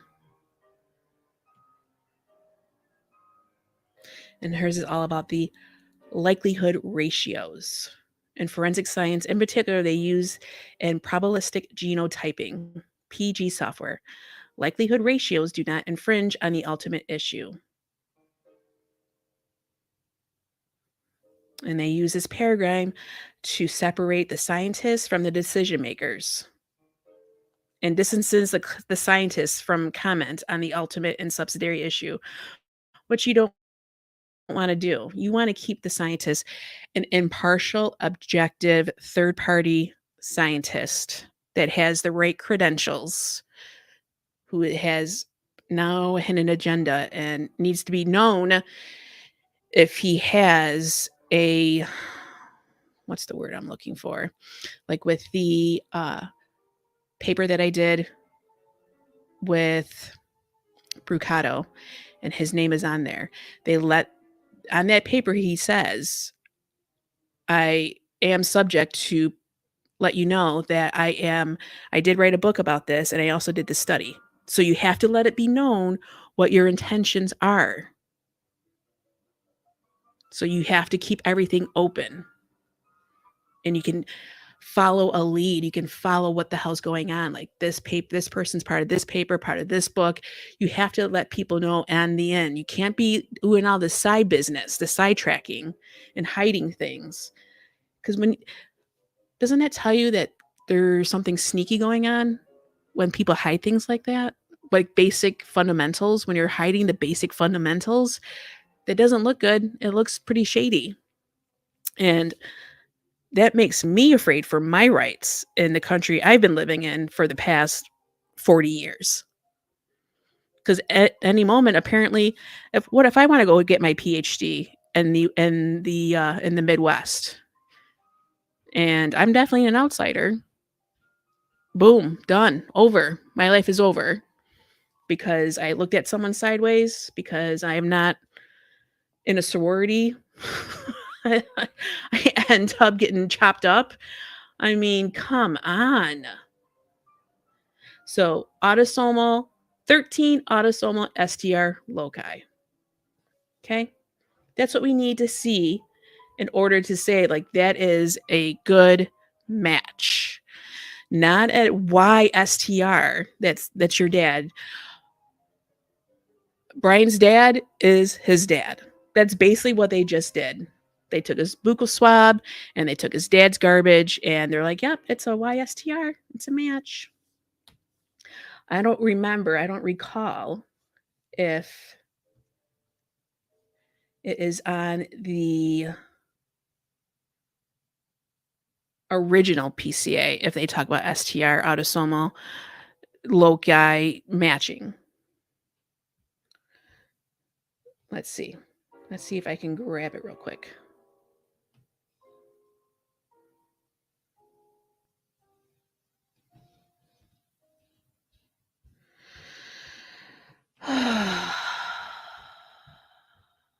November 7th, 2023.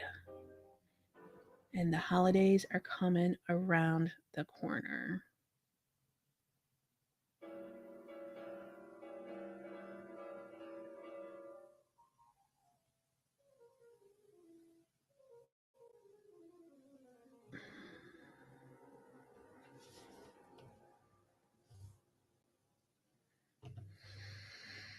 Okay.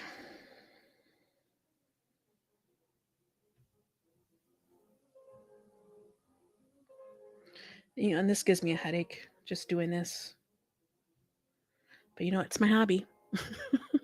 It's my hobby. Write in the comments if you appreciate my hobby. Please. Please let me know. I would be very grateful. And do they talk about STR on here at all? They do talk about the driving, some footage in the car.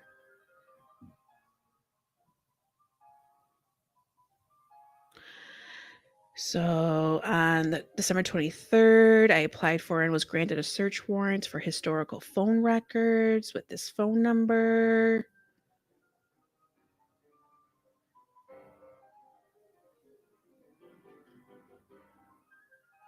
Got the cast.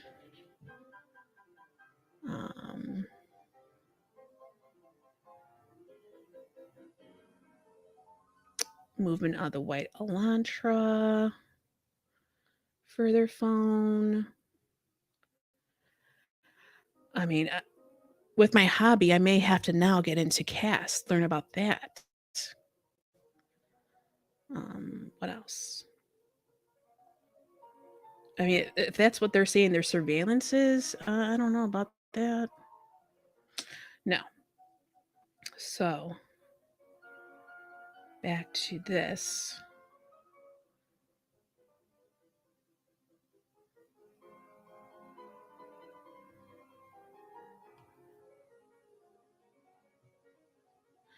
So the tree, the thing of it is when we read in the Department of Justice, they don't contain all this information when you first look at it. They're given a number, and then it depends on. I don't think we can go in and start getting that information. Well, at least the police can't. Maybe the FBI can, but no one has to see that at the time. You can just see like, oh, we got it from this, and that has this number. This is like their social security number, whatever you want to call it, what have it not. And this goes with this, and this goes with that. And you can just hide it with the number. I mean, don't act dumb. The IGG process pointed law enforcement toward defendant, but it did not provide law enforcement with substantive evidence of guilt. Well, yeah, you're not supposed to. It's supposed to just used as a lead. No shit, Sherlock. The FBI did not, for example, conduct a direct comparison between the SNP profile from the K-bar knife sheath and defendant's SNP profile. That type of direct comparison required the more traditional STR DNA analysis, which was conducted by the Idaho State Police, not the FBI. Okay, well, there we go. And which STR is it? Is it the Y STR?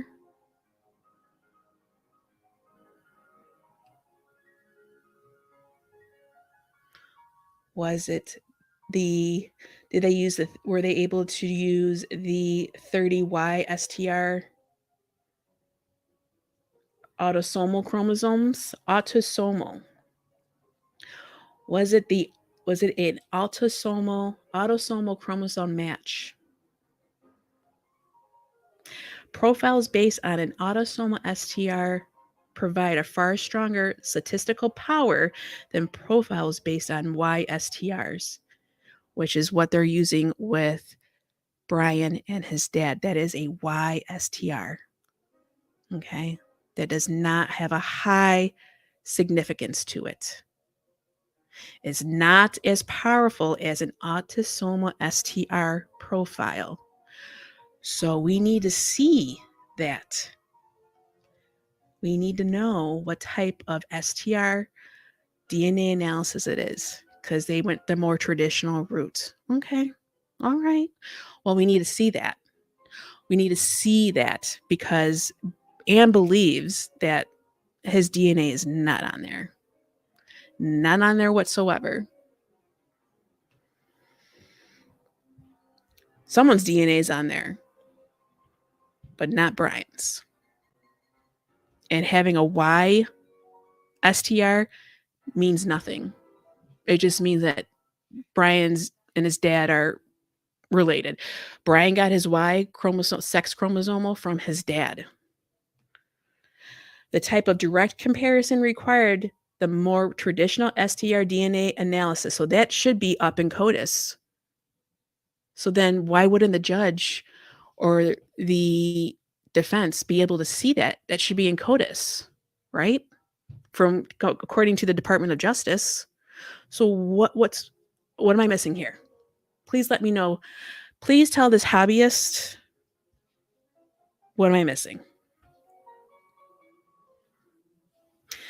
Notably, nothing about the SNP profile, the use of IgG or family tree, was used by law enforcement in obtaining the arrest of warrant for Koberger, the January 5th, 2003 search warrant for Koberger's DNA, or any other search warrant in this case. We're just wiping everything clean. Wiping the slate clean. Nothing. But why do you need protective orders? The state now seeks protective order for information related to the use of IgG in this case. So now we're splitting hairs. We're splitting hairs and we're doing semantics. And if any of us, and this happened to us, what is this? This is scary. This does not look like democracy to me. This looks like a personal hit. This looks like a personal agenda to me.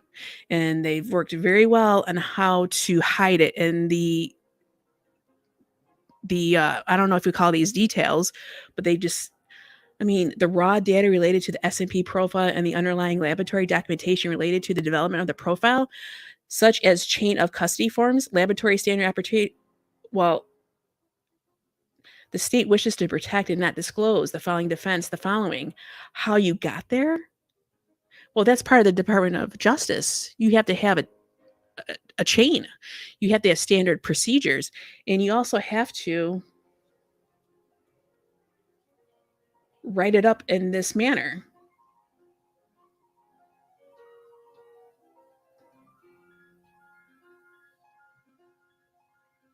Right here. DNA report wording guidelines. And this is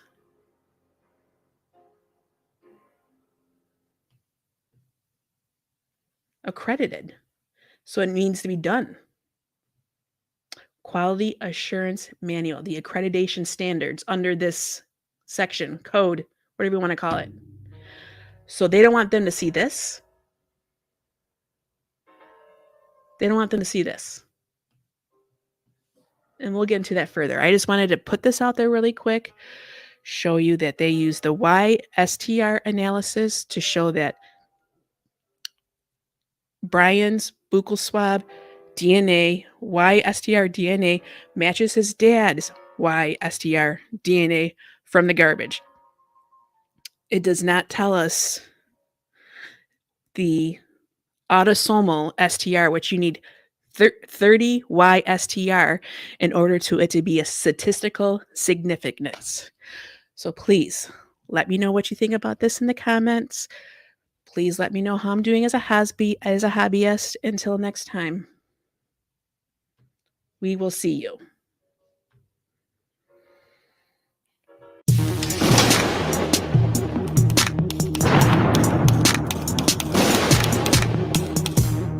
You have the right to remain silent. That means shut up. They see me rolling, they hating, patrolling and trying to catch me riding dirty, trying to catch me riding dirty, trying to catch me riding dirty, trying to catch me riding dirty, trying to catch me riding dirty. My music so loud, I'm swinging. They hoping that they gon' catch me riding dirty, trying to catch me riding dirty, trying to catch me riding dirty, trying to catch me riding, trying to catch me riding dirty. They can see me lean.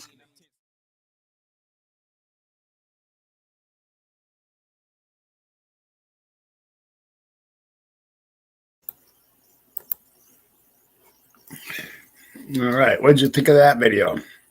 Yeah, Roz has got some good stuff. So make sure you sub her. She doesn't have a lot of subs. The last I looked, geez, I think it was like 47 or something. We could do better than that, right? So show her some subs.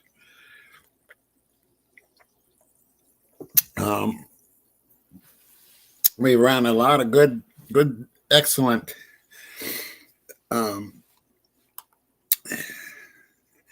vids tonight, and that's what the live the crime chat's about. Is running, other people's videos and getting opinions on it, and I think Get a Clue nailed it right there, that they need to go after that. It's not his DNA to even begin with, to even send there. And so I think that was a good point. I think Roz brought out some good points. I think all of the videos were really good. I'm gonna head out, but I'm gonna try to, if I can. This might get shut down for doing this, but I want to run this song as an outro. But we'll see how it goes. I hope this doesn't get shut down, because this was a good video. But the chats I usually do delete, unless they have really good content. This has got really good content. Right, Pebs.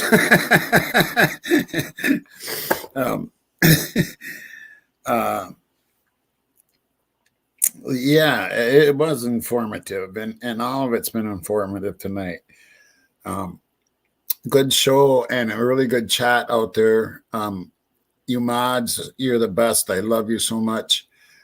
I added a couple tonight. I added Karen, and I added Cindy, I do believe.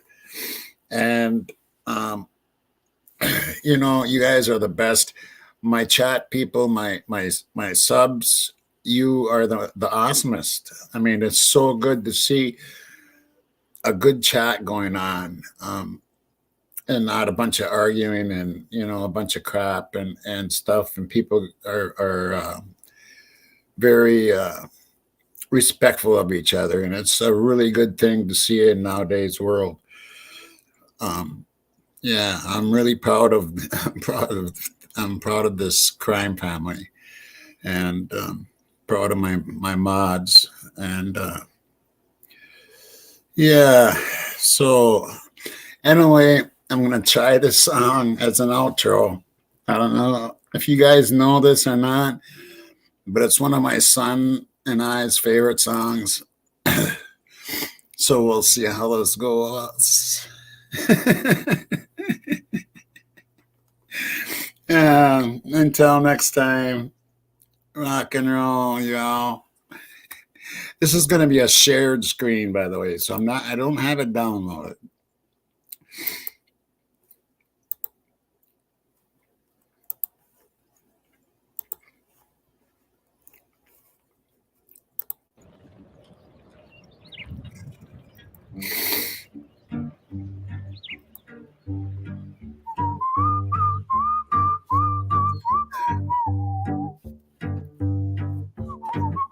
Love this song.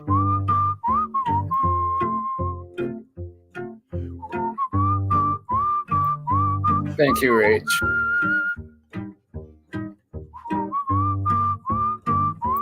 And thank you, Al. Thank you, Al. I love you.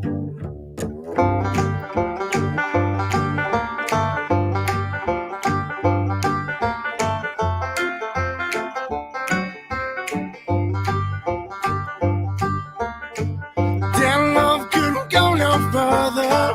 Proud of and disgusted by her.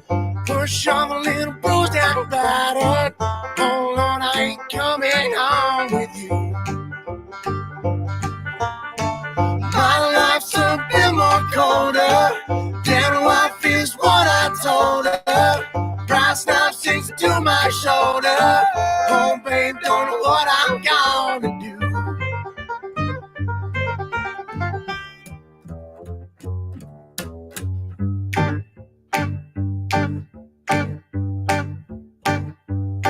I see my redhead, mess bed, tear shed, queen bee miss squeeze.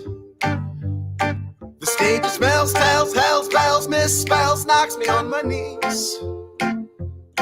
It didn't hurt, flirt, blood, squirt, stuff, shirt like me on a tree. After I count down 3 rounds in hell, I'll be in good company.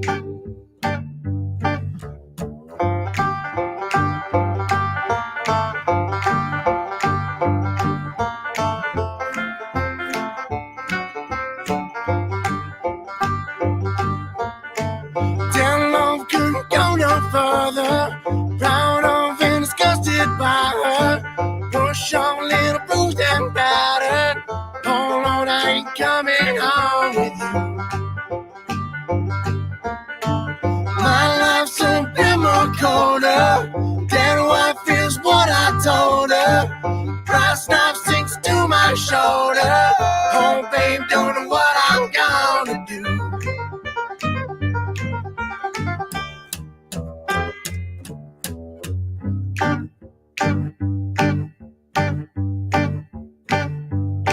I see my redhead, mess bed, tear shed, queen bee must squeeze. The stage smells, tells, hells, bells, misspells, knocks me on my knees. It didn't hurt, flirt, blood, squirt, stuff, shirt like me on a tree. After I count down 3 rounds in hell, I'll be in good company.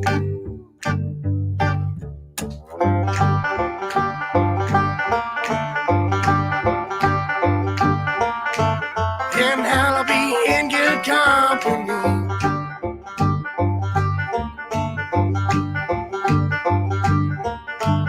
And I'll be in good company.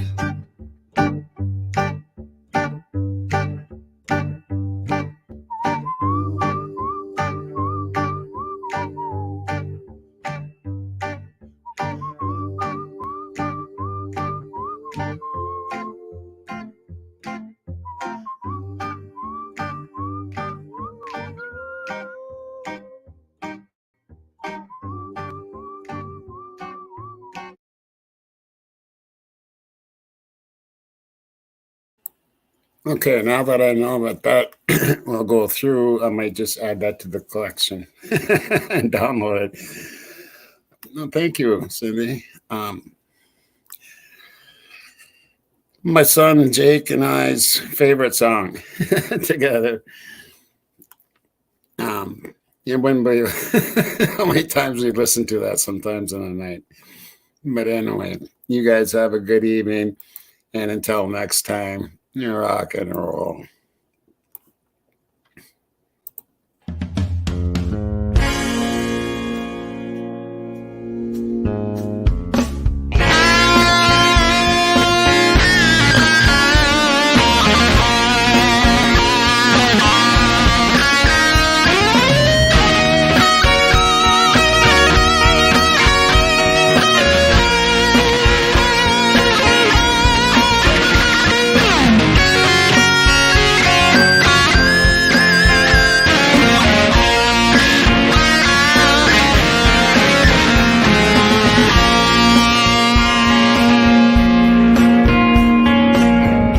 There's a lady who shines in the light, a glow of her eyes, my soul organized.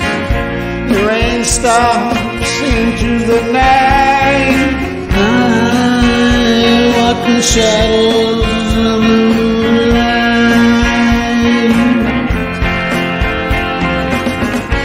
When the time is right and the stars shine bright, I'll kiss my lady through the night. Oh, my lady, do you hear all those whispers in your ear? I walk in shadows of the moonlight.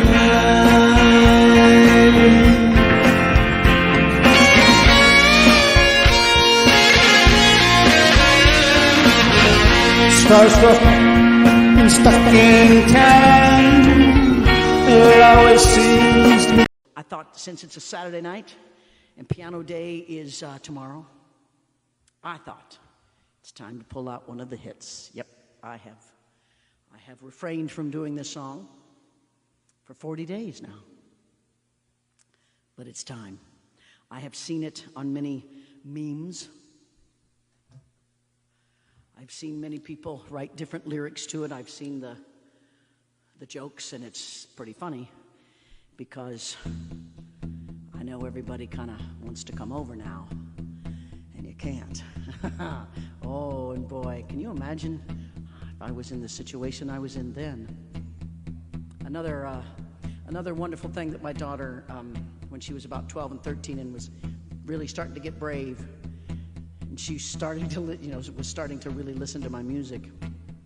She came to me. She liked the song a lot, and then she kind of listened to it, and she said, "Mom, you're a stalker." I said, yeah.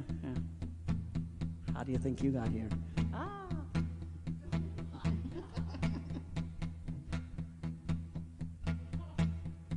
That made my wife laugh.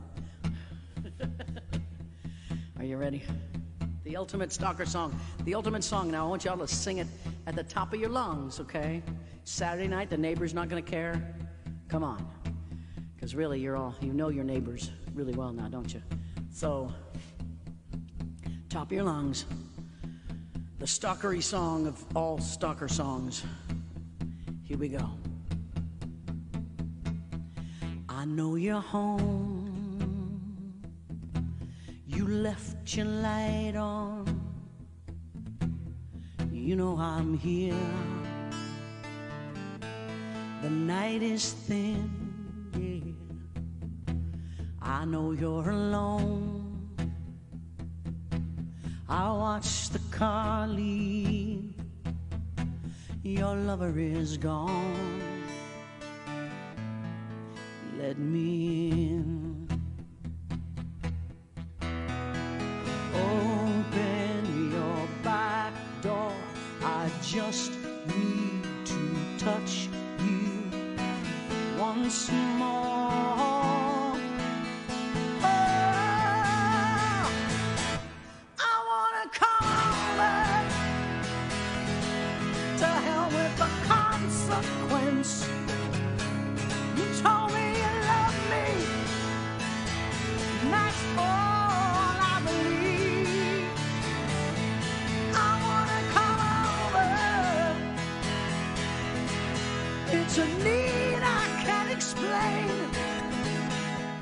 to see you again. I wanna come over. Yeah. I know your friend. You told her about me. She filled you with fear. Some kind of sin. How can you turn, baby? Denying the fire. Lover, I burn. Let me in. Open your back door. I just need to touch you once more. Oh, I wanna come over. To hell with the consequence. You told me you loved me. That's all I believe. I wanna come over. It's a need I can't explain. To see you again. I wanna come over.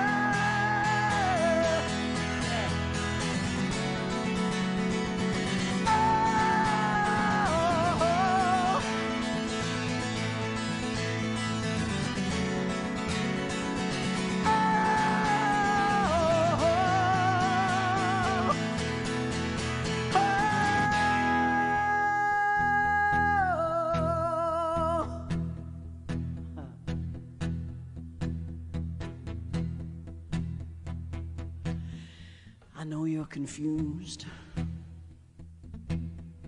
I know that you're shaking. You think we'll be lost once we begin. I know you're weak. I know that you want me. Lover, don't speak. Let me in.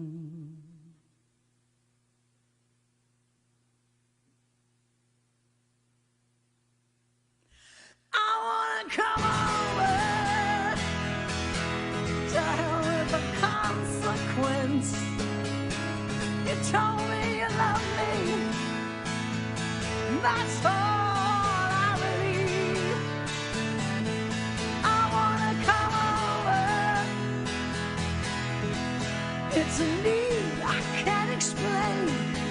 I wanna come over and over and over to see you again. Oh, I wanna come over.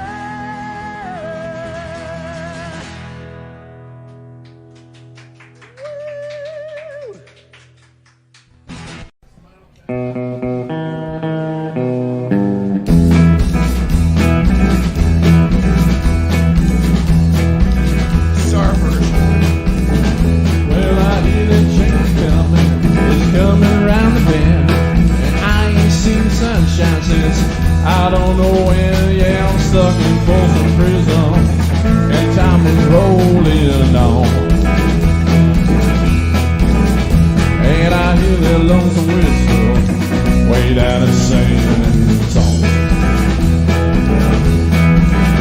Well, when I was just a baby, my mama told me, son, always get a good boy, don't ever play with guns. Yeah, I shot a man in Reno just to watch him die.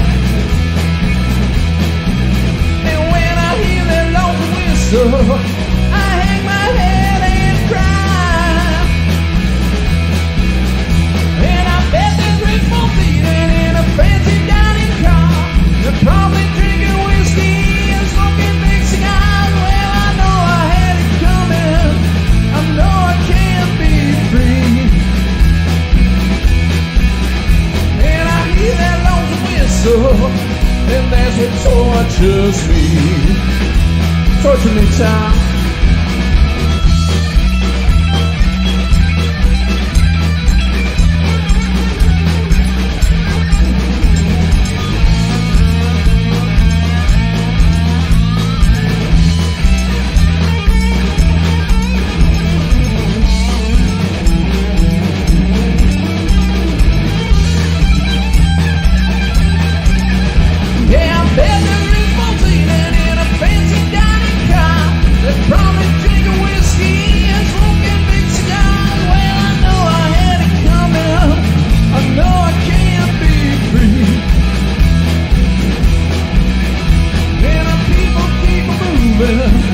And that's what tortures me.